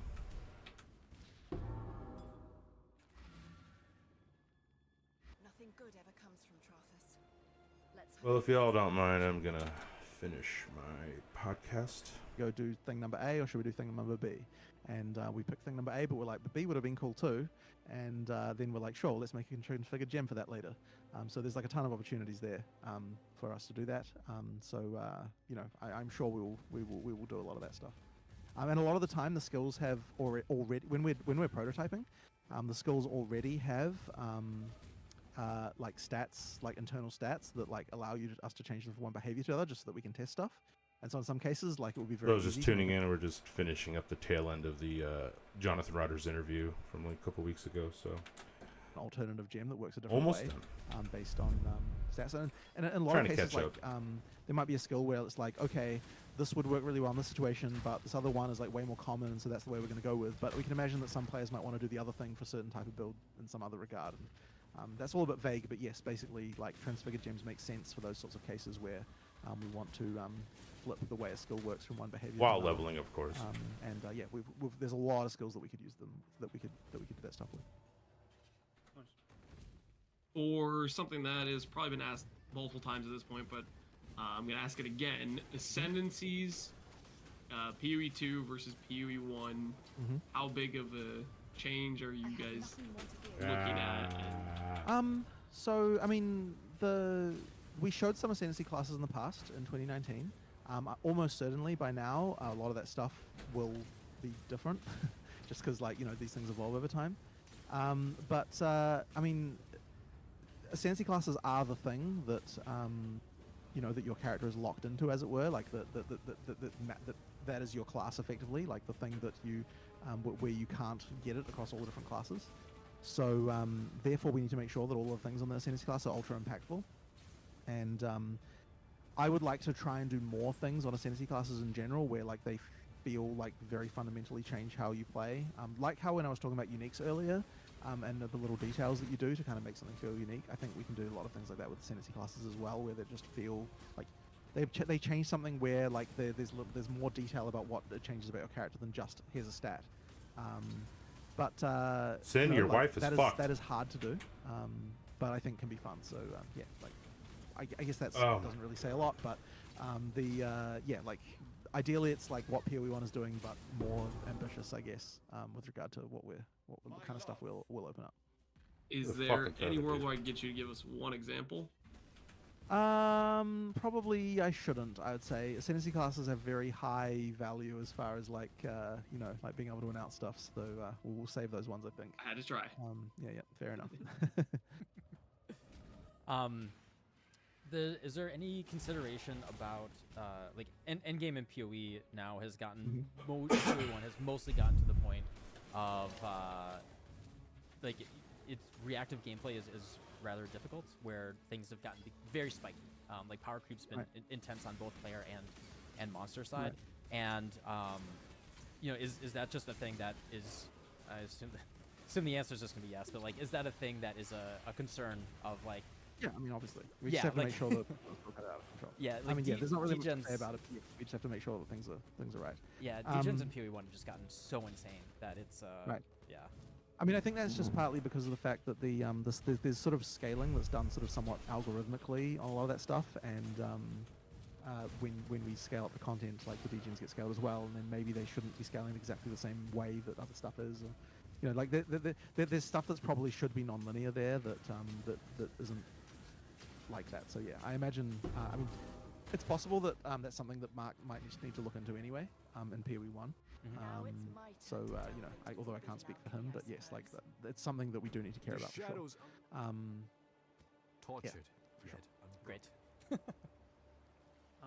Big Dev is asking, is there going to be a lore connection between PoE1 and PoE2? And furthermore, is there going to be a connection in terms of, for example, how Blizzard does it? You buy one game, you get a pet in the other, or something like that. Is there going to be like, are you trying to also convert people into PoE1, sort of say? I mean, all of the microtransactions are available on both games already, so you already have all your pets in PoE2 right now.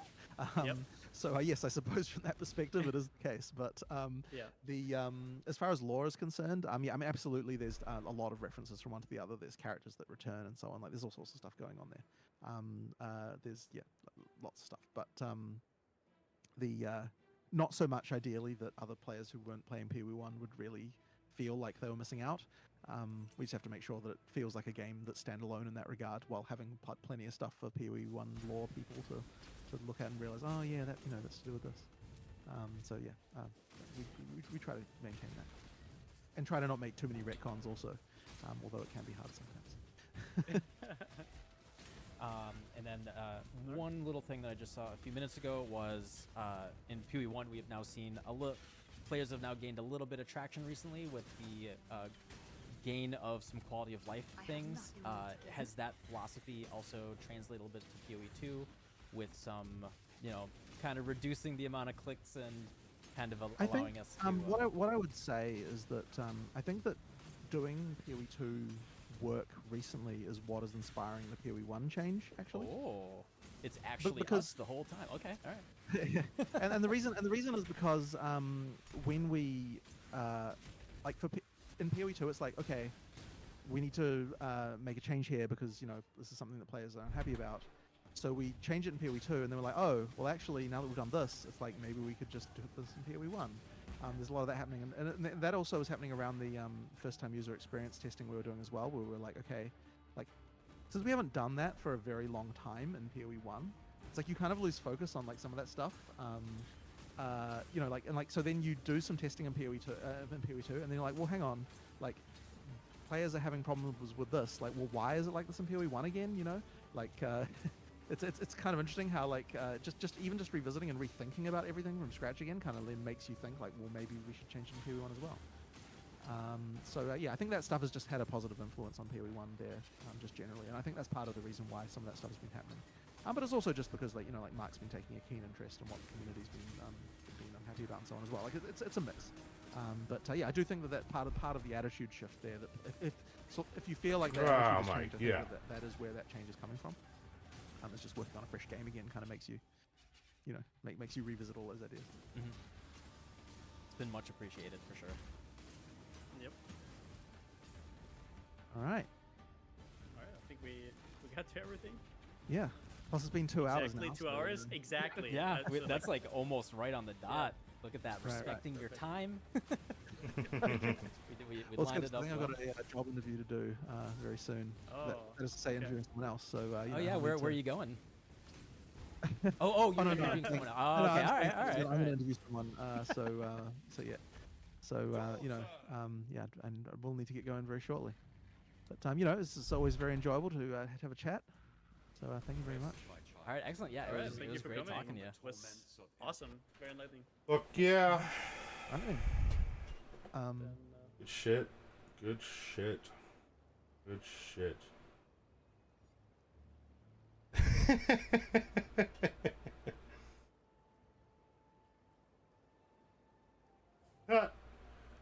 That's some good shit.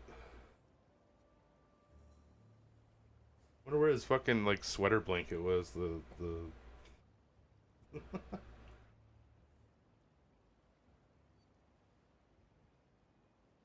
seriously. Who stole Lance's blanket, right? That's what I'm thinking. Good shit. Good interview. A mother's keep. Remember, humanity. You killed Chicago.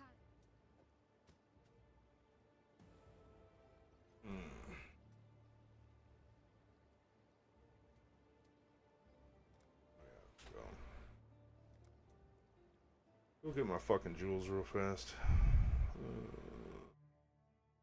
Slab.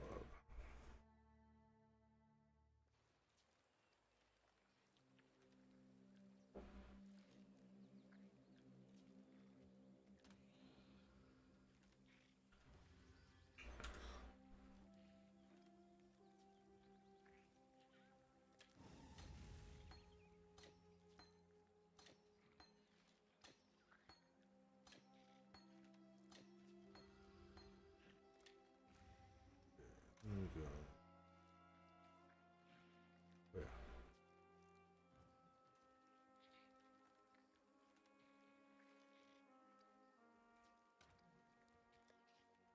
That's definitely all my respects.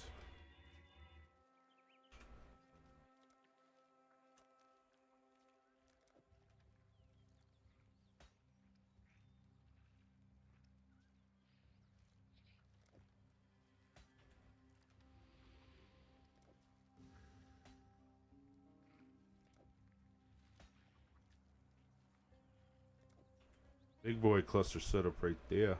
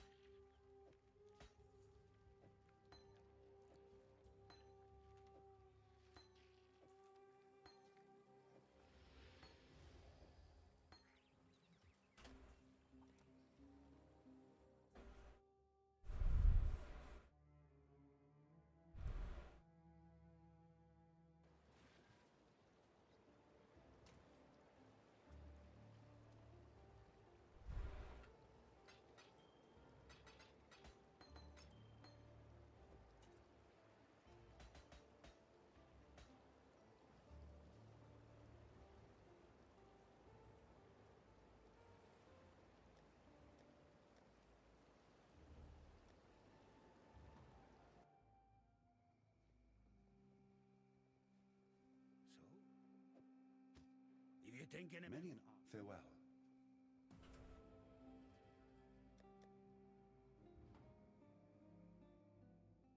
And we didn't check flasks, but we will now. Because I need some fucking bleed immunity.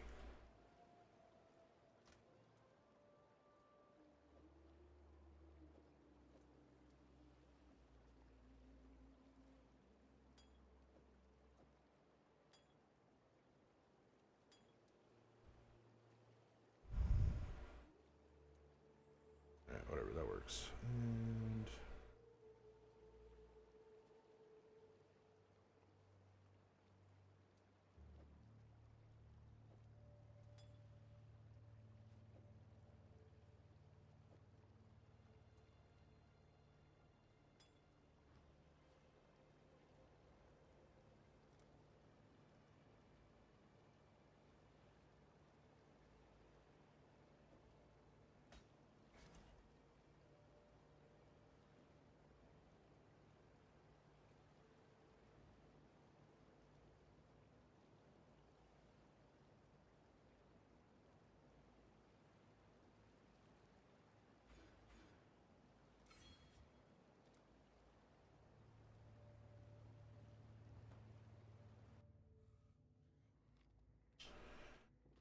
Okay.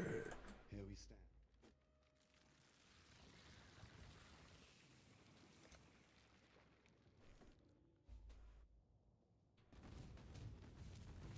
Only I had time to study this place. I could have learned science 1,000 years. D4 path, D4 dog shit.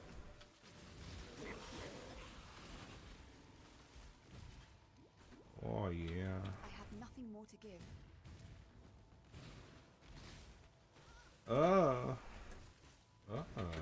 Okay, not used to the new flask combo. Oopsie.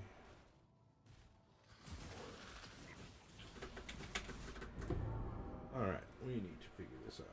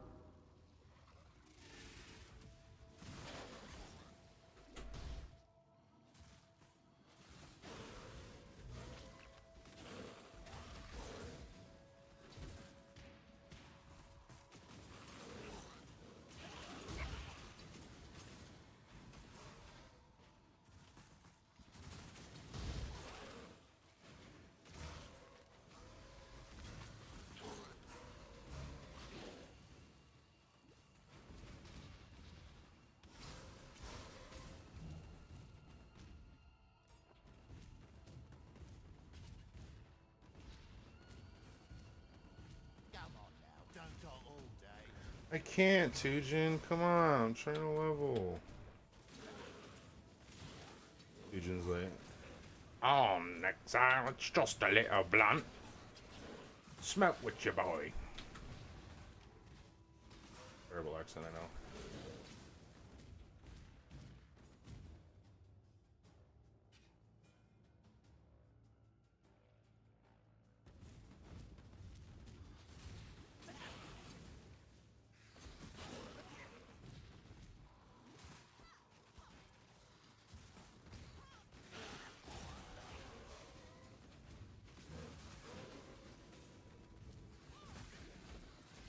Oh yeah.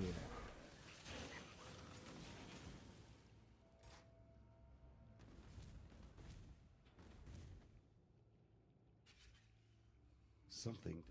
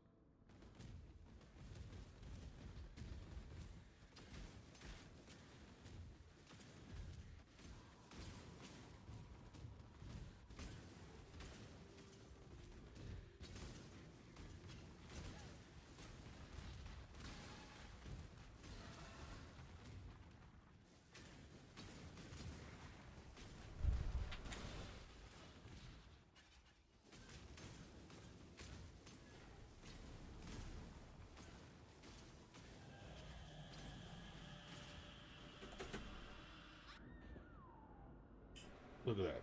See that area? That's safety. Stand in the safety.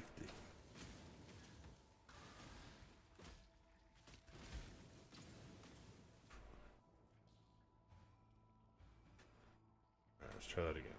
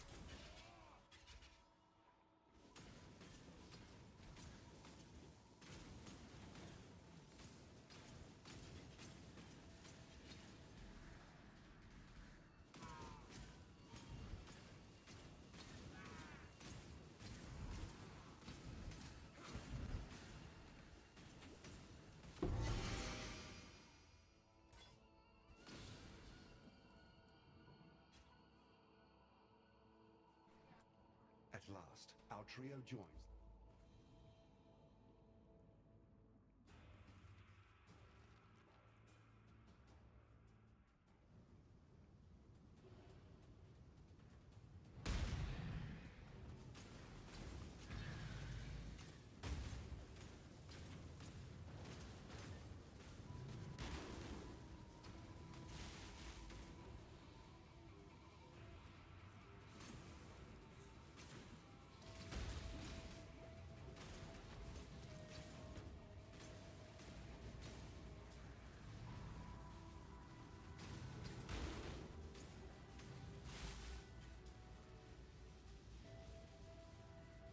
I have nothing more to give.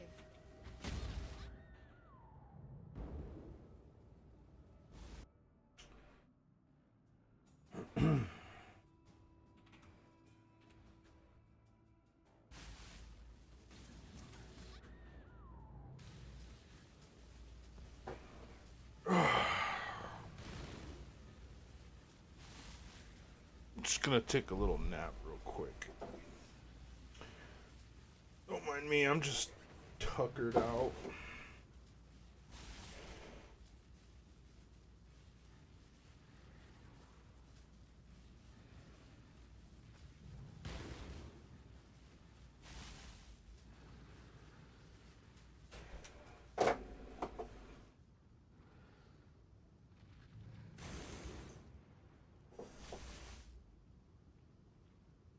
Oh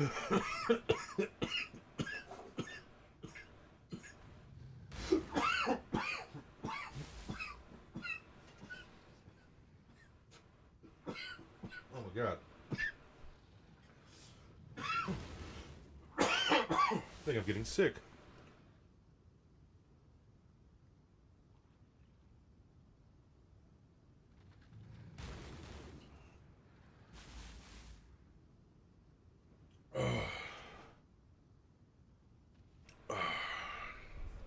Definitely gotta take a screenshot of that.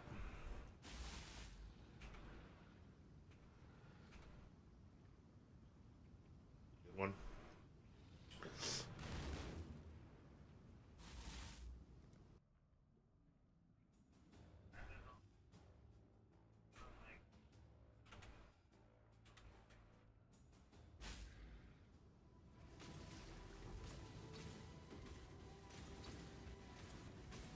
It is done. Now we have everything we need to face Katava. Do we? Do we have everything we need to face Katava? Do we have everything we need to face Katava? Do we? Not even curse anything on it. Wow. Look at this. It's an epic clip moment here. It's just nothing. There's nothing in it. You're questioning me over.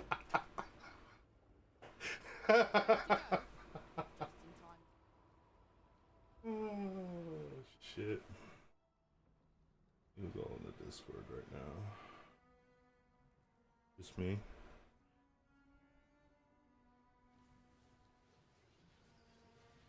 Don't be gay, Jake. Don't be gay, Jake. Come kick it. You know you want to. Well, time and What in the fucking shit is up with this town? Why is everybody here? It's a dead game. What? Dead league. What is everybody doing here? Go home. Go play something else. What are you doing? Get out of here. Get. Go on, get. You heard me. I said get. the price. Remember. It is good. Remember, humanity. Remember, the 5th of November. My anniversary.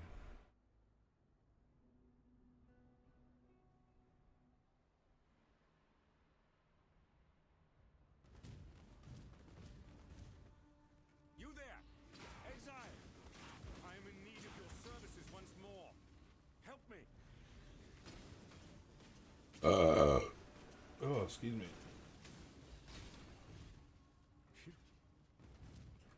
Van is the man with the pants cannon.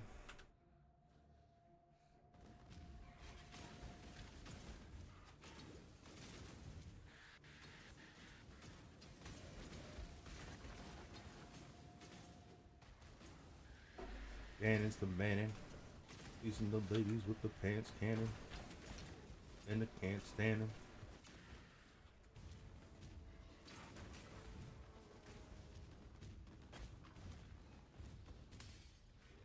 Tava.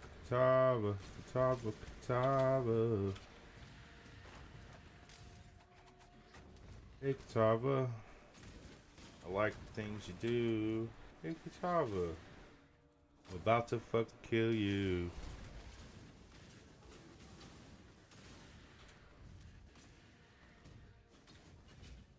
You're the one and only demigod.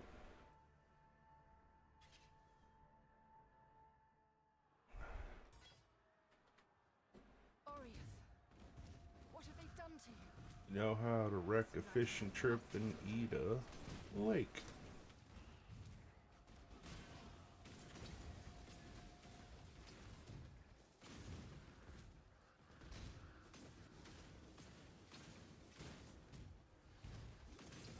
Oops, scrub.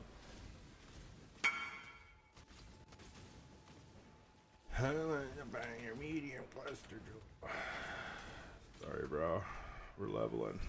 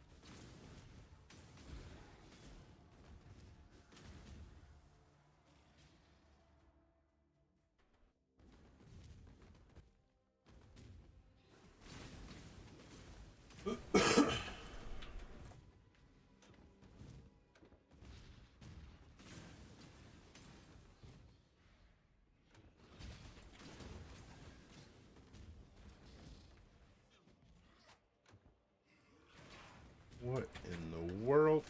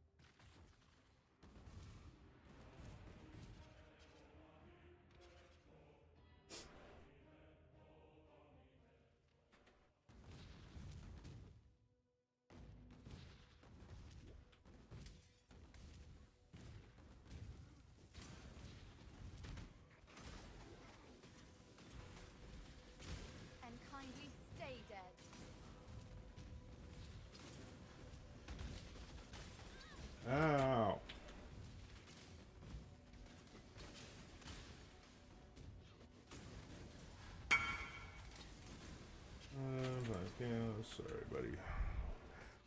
Leveling.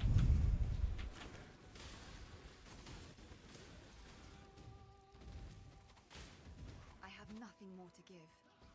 2 levels away, and I need to kill Katana. So close.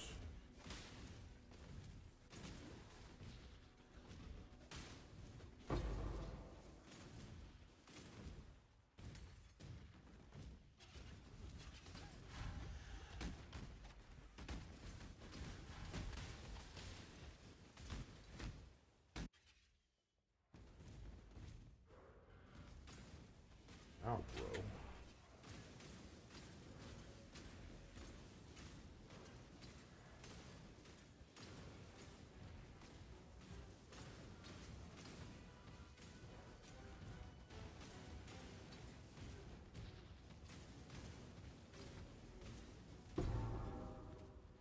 Good riddance.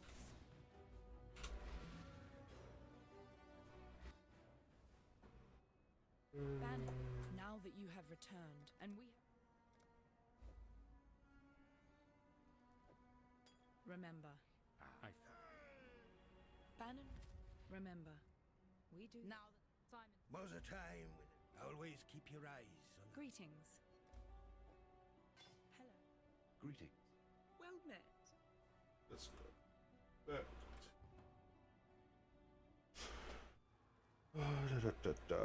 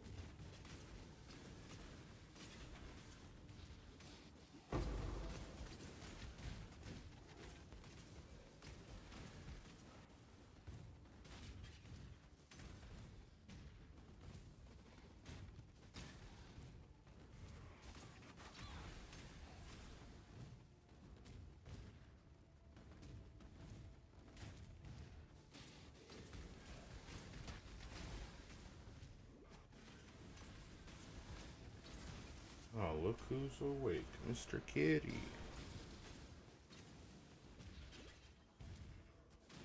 I'm Leo.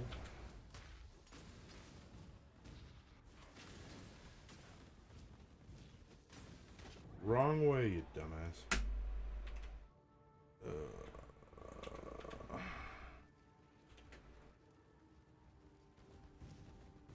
Oh, damn it. Fucking walk of shame. Leo, it's all your fault.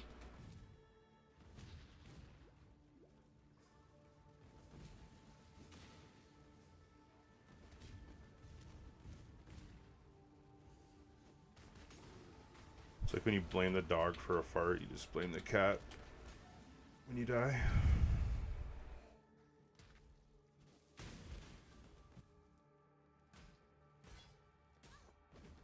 What the fuck?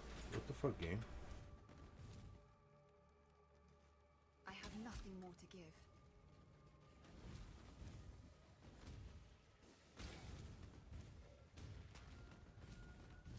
Yeah, I was right there at the fucking end too. Jesus Christ.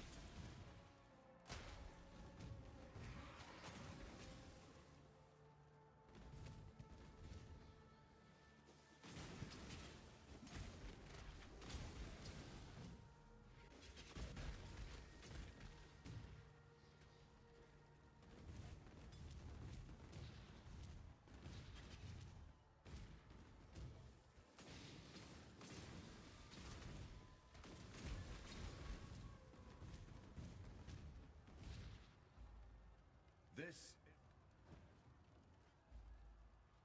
I shall strike you down.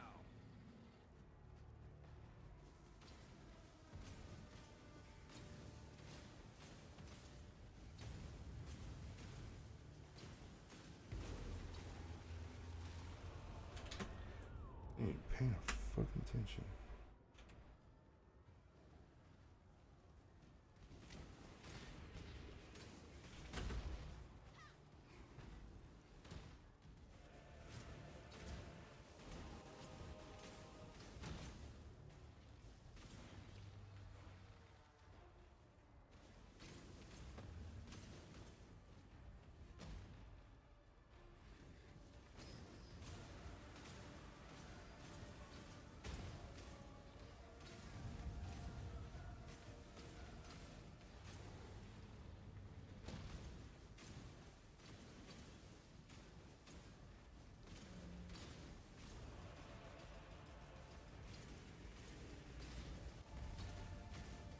Hold on, Kitty. I'll let you out here in a second. Kitty! Kitty! Kitty.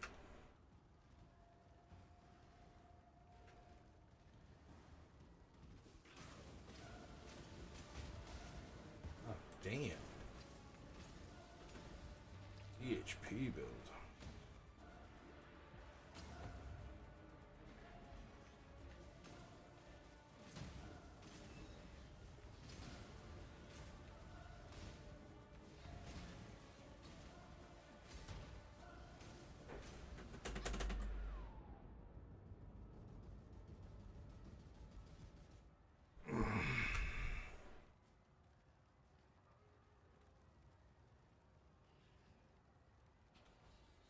I don't even know what I need at this point.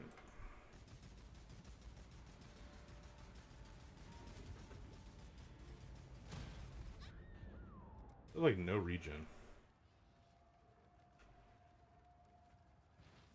Can I not have but a moment's respite? Try to not get hit.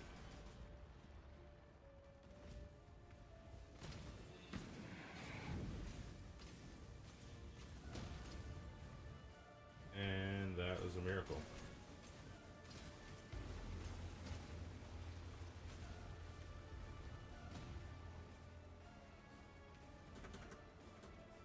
I have nothing more to do.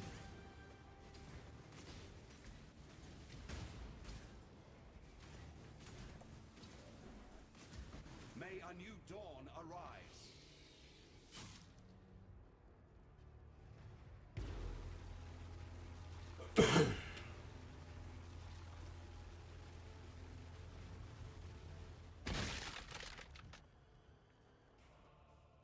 Fall, damn you! This world. It's over.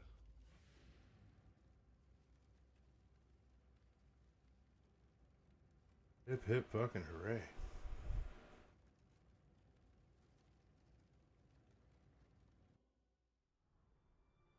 The world's time and good tidings to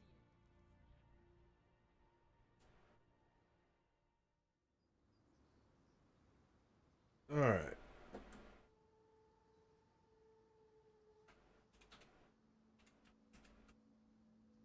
$28 times. Not terrible. Didn't really do anything though. Oh, 9 hours. Not bad. Casual. And I had nothing on. Nothing in my fuck. That's fucking hilarious though.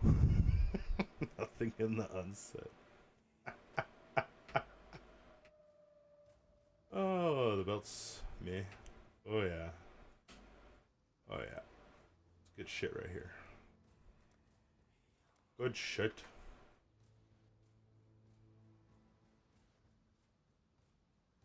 Both getting rubber banded.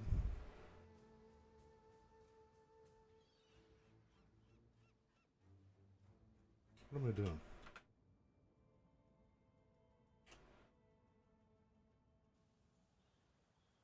Okay.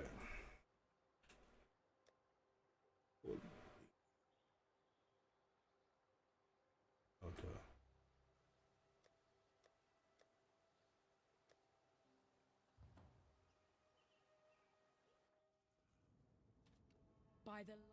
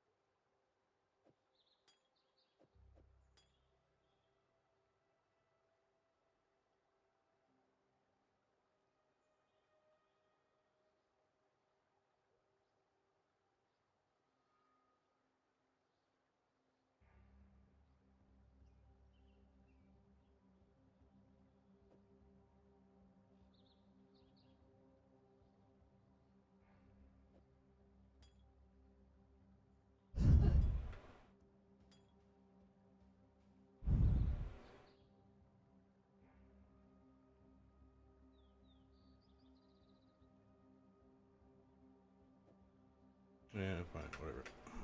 And then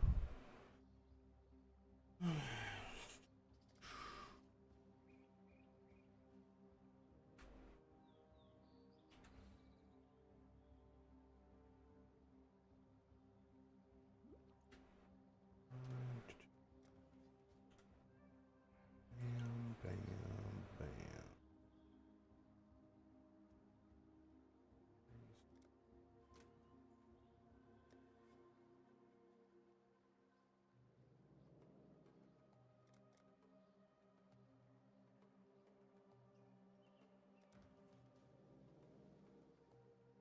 Hail, Goldslayer.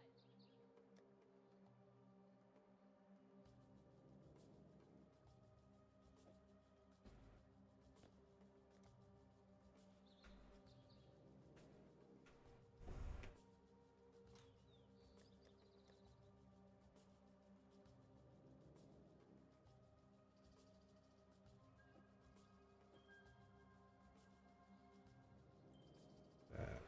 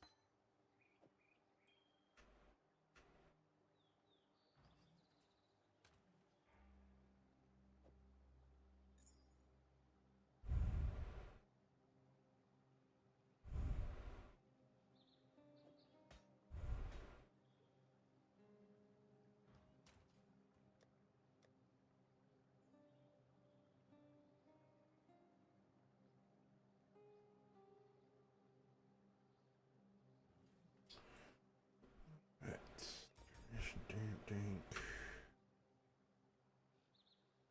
There. Where's that? that.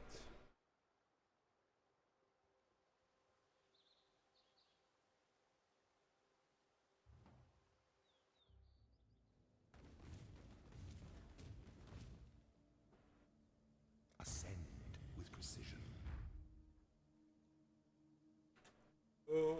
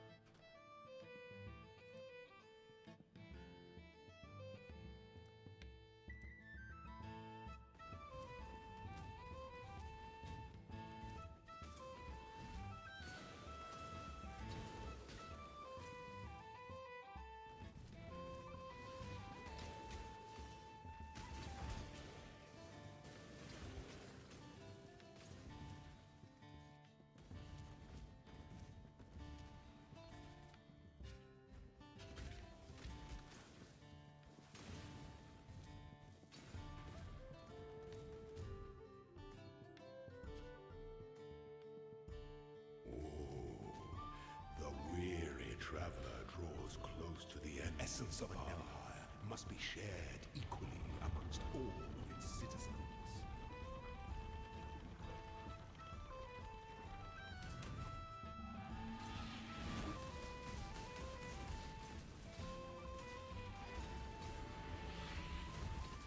Finish this. Such resilience. The sovereign leech leaves but a husk for its descendants.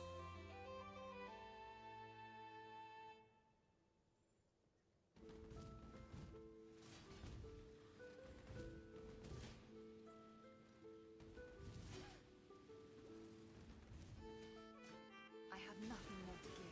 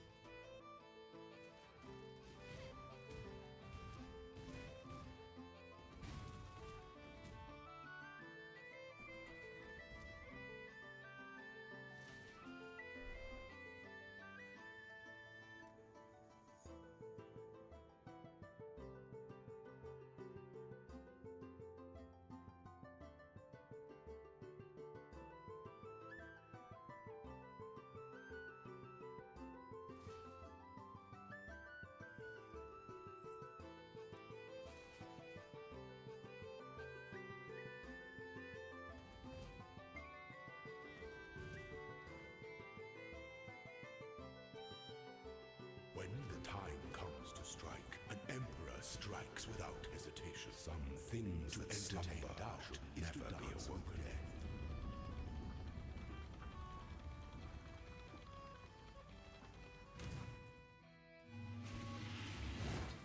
You are inexhaustible. Be singular of purpose. Pity the emperor who sits alone on his throne.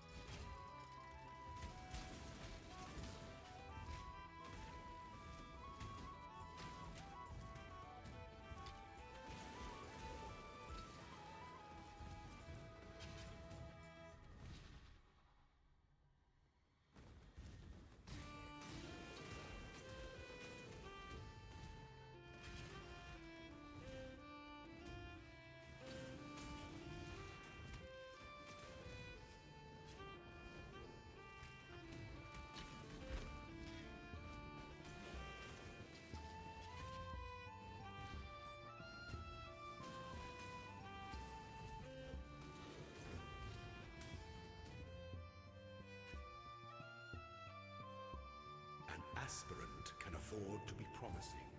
An emperor must keep those promises. A throne is the most devious trap of them all.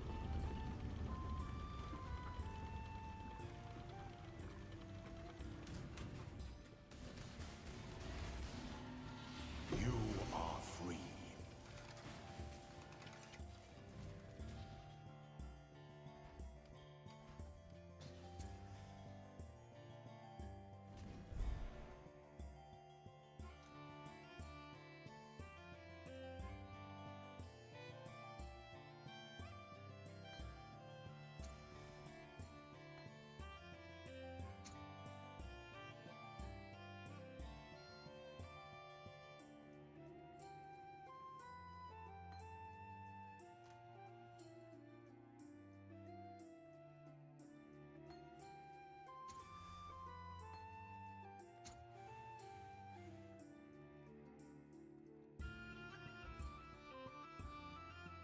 Hey.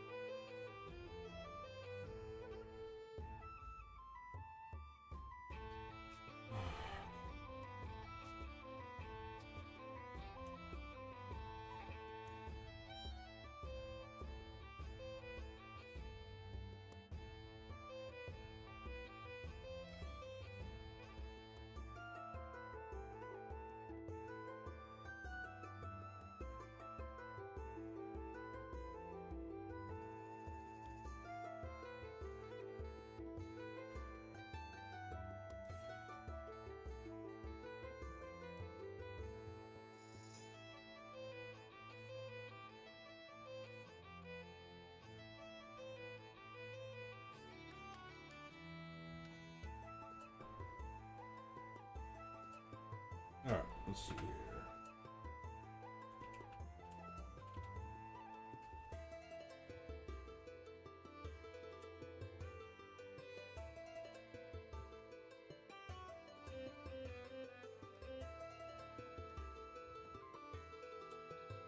That one out real quick.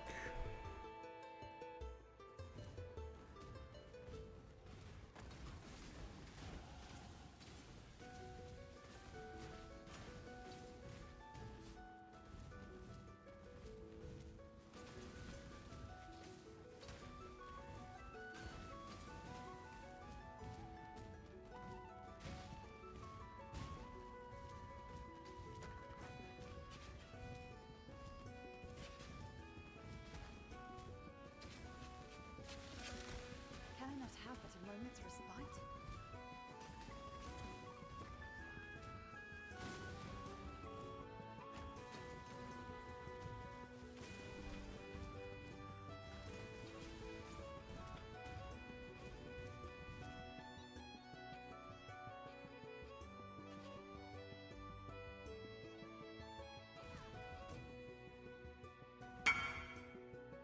Oh. Totally forgot.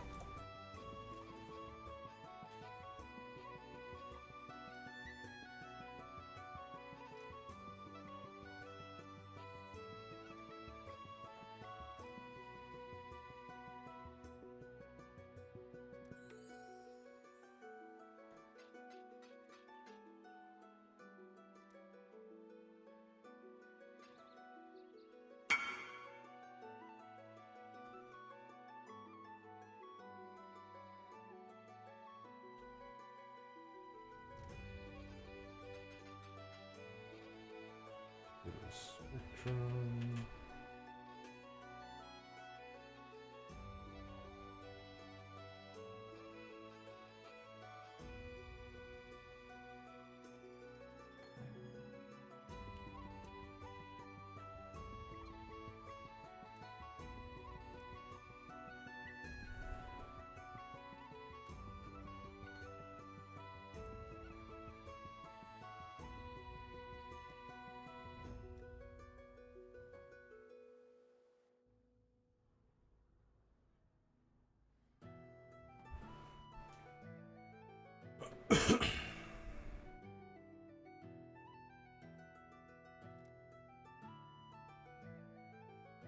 Okay.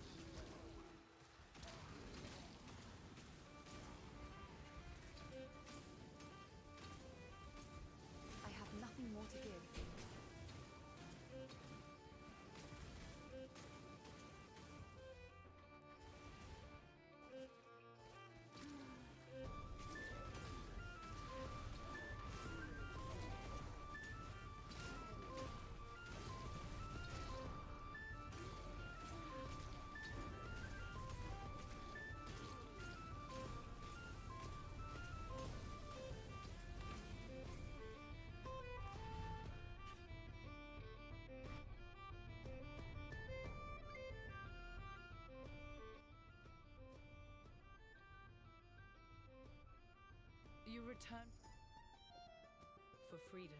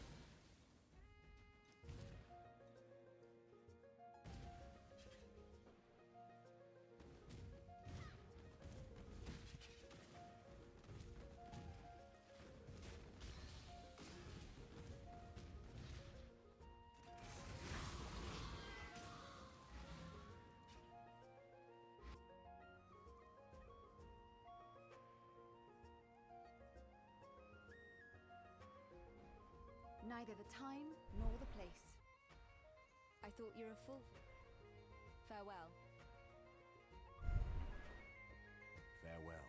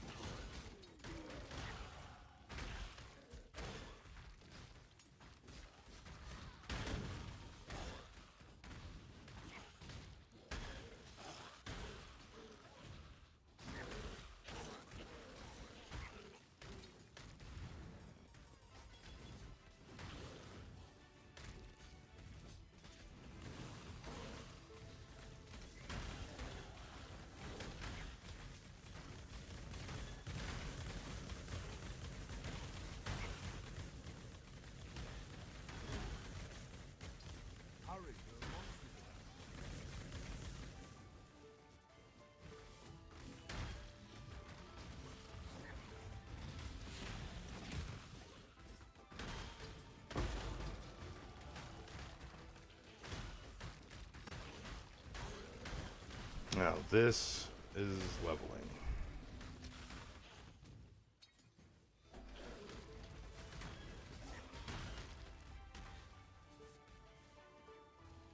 Sleep now, little nightmare.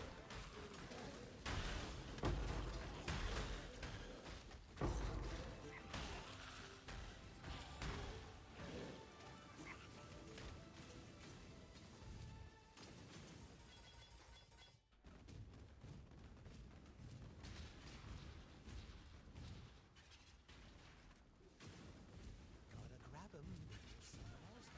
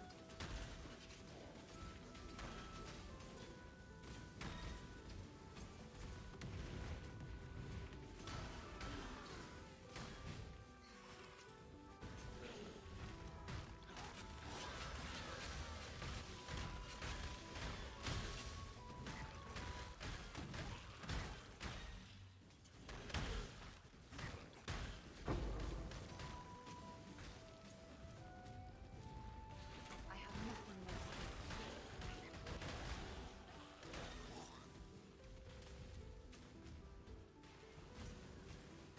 Gotta grab 'em before someone else does.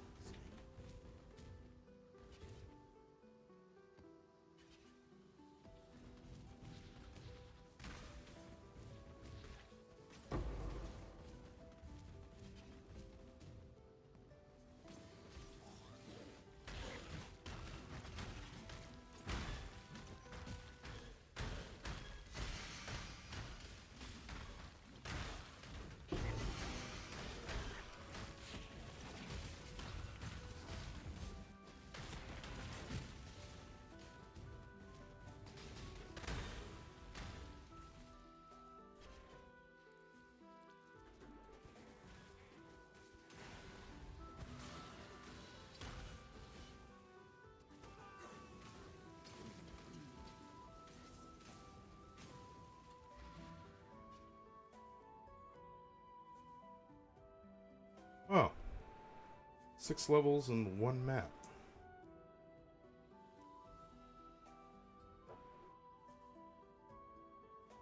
Gotta love that.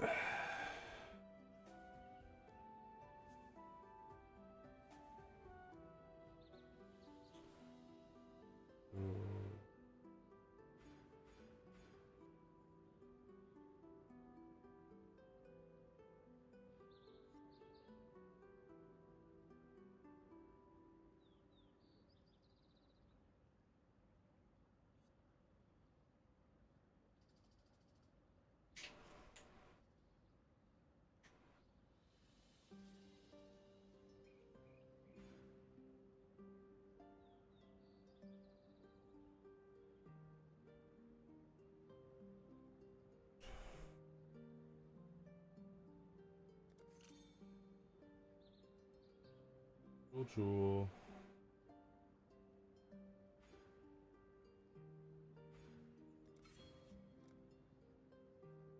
Alright, let's do one more, just like it.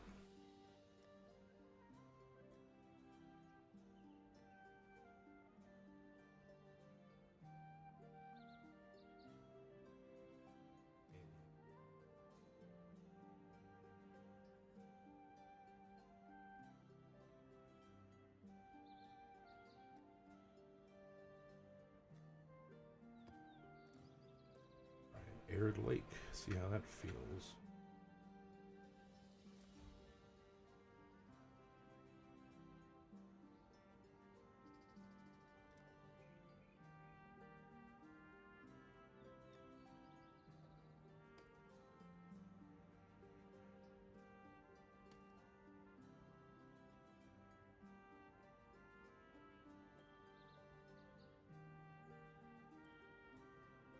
Perfect. Now we have headhunter buffs.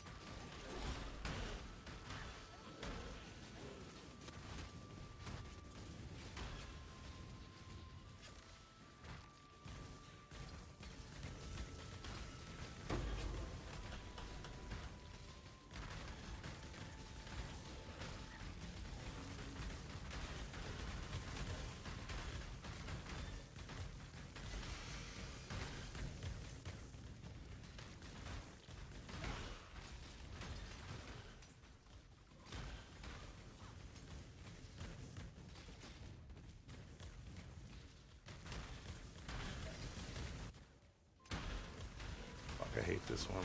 Teleporter. Yeah, bitch.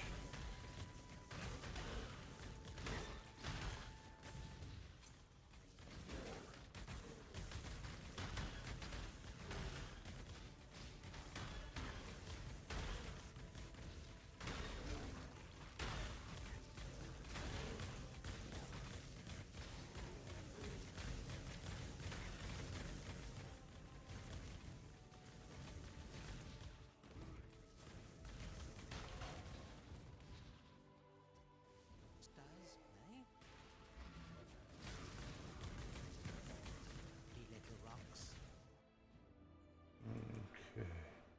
74. We can do it now. Hooray. Okay. Fucking hip hip hooray.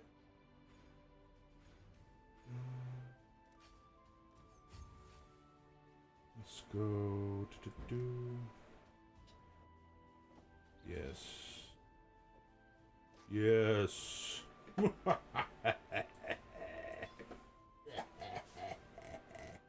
It's almost too easy. Welcome, smart. And spinner.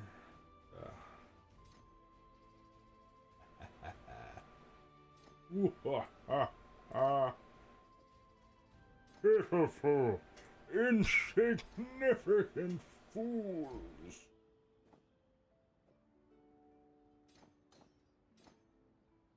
Let's projectile. 22. What is this? 26. 4.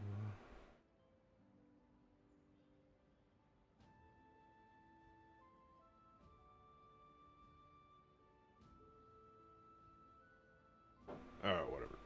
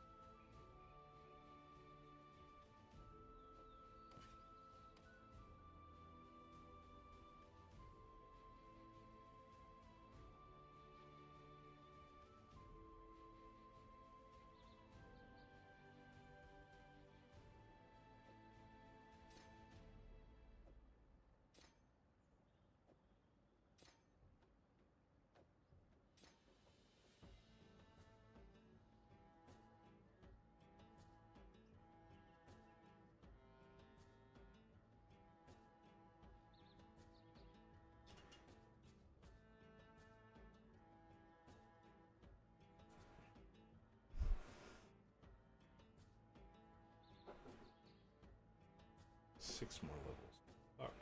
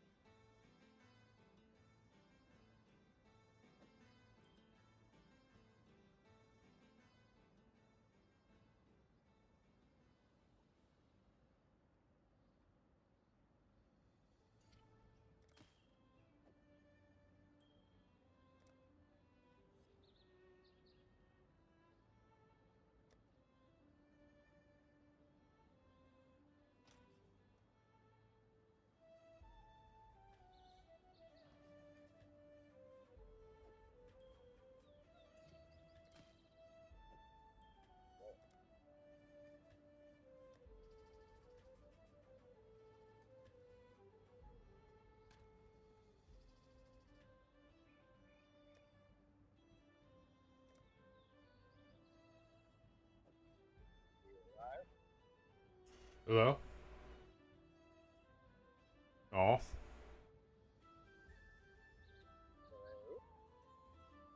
Gotta turn you. You are very low for me or something. Sound like you're in a fucking water bottle.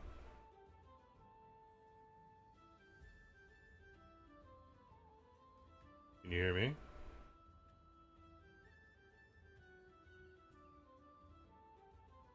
Microphone check.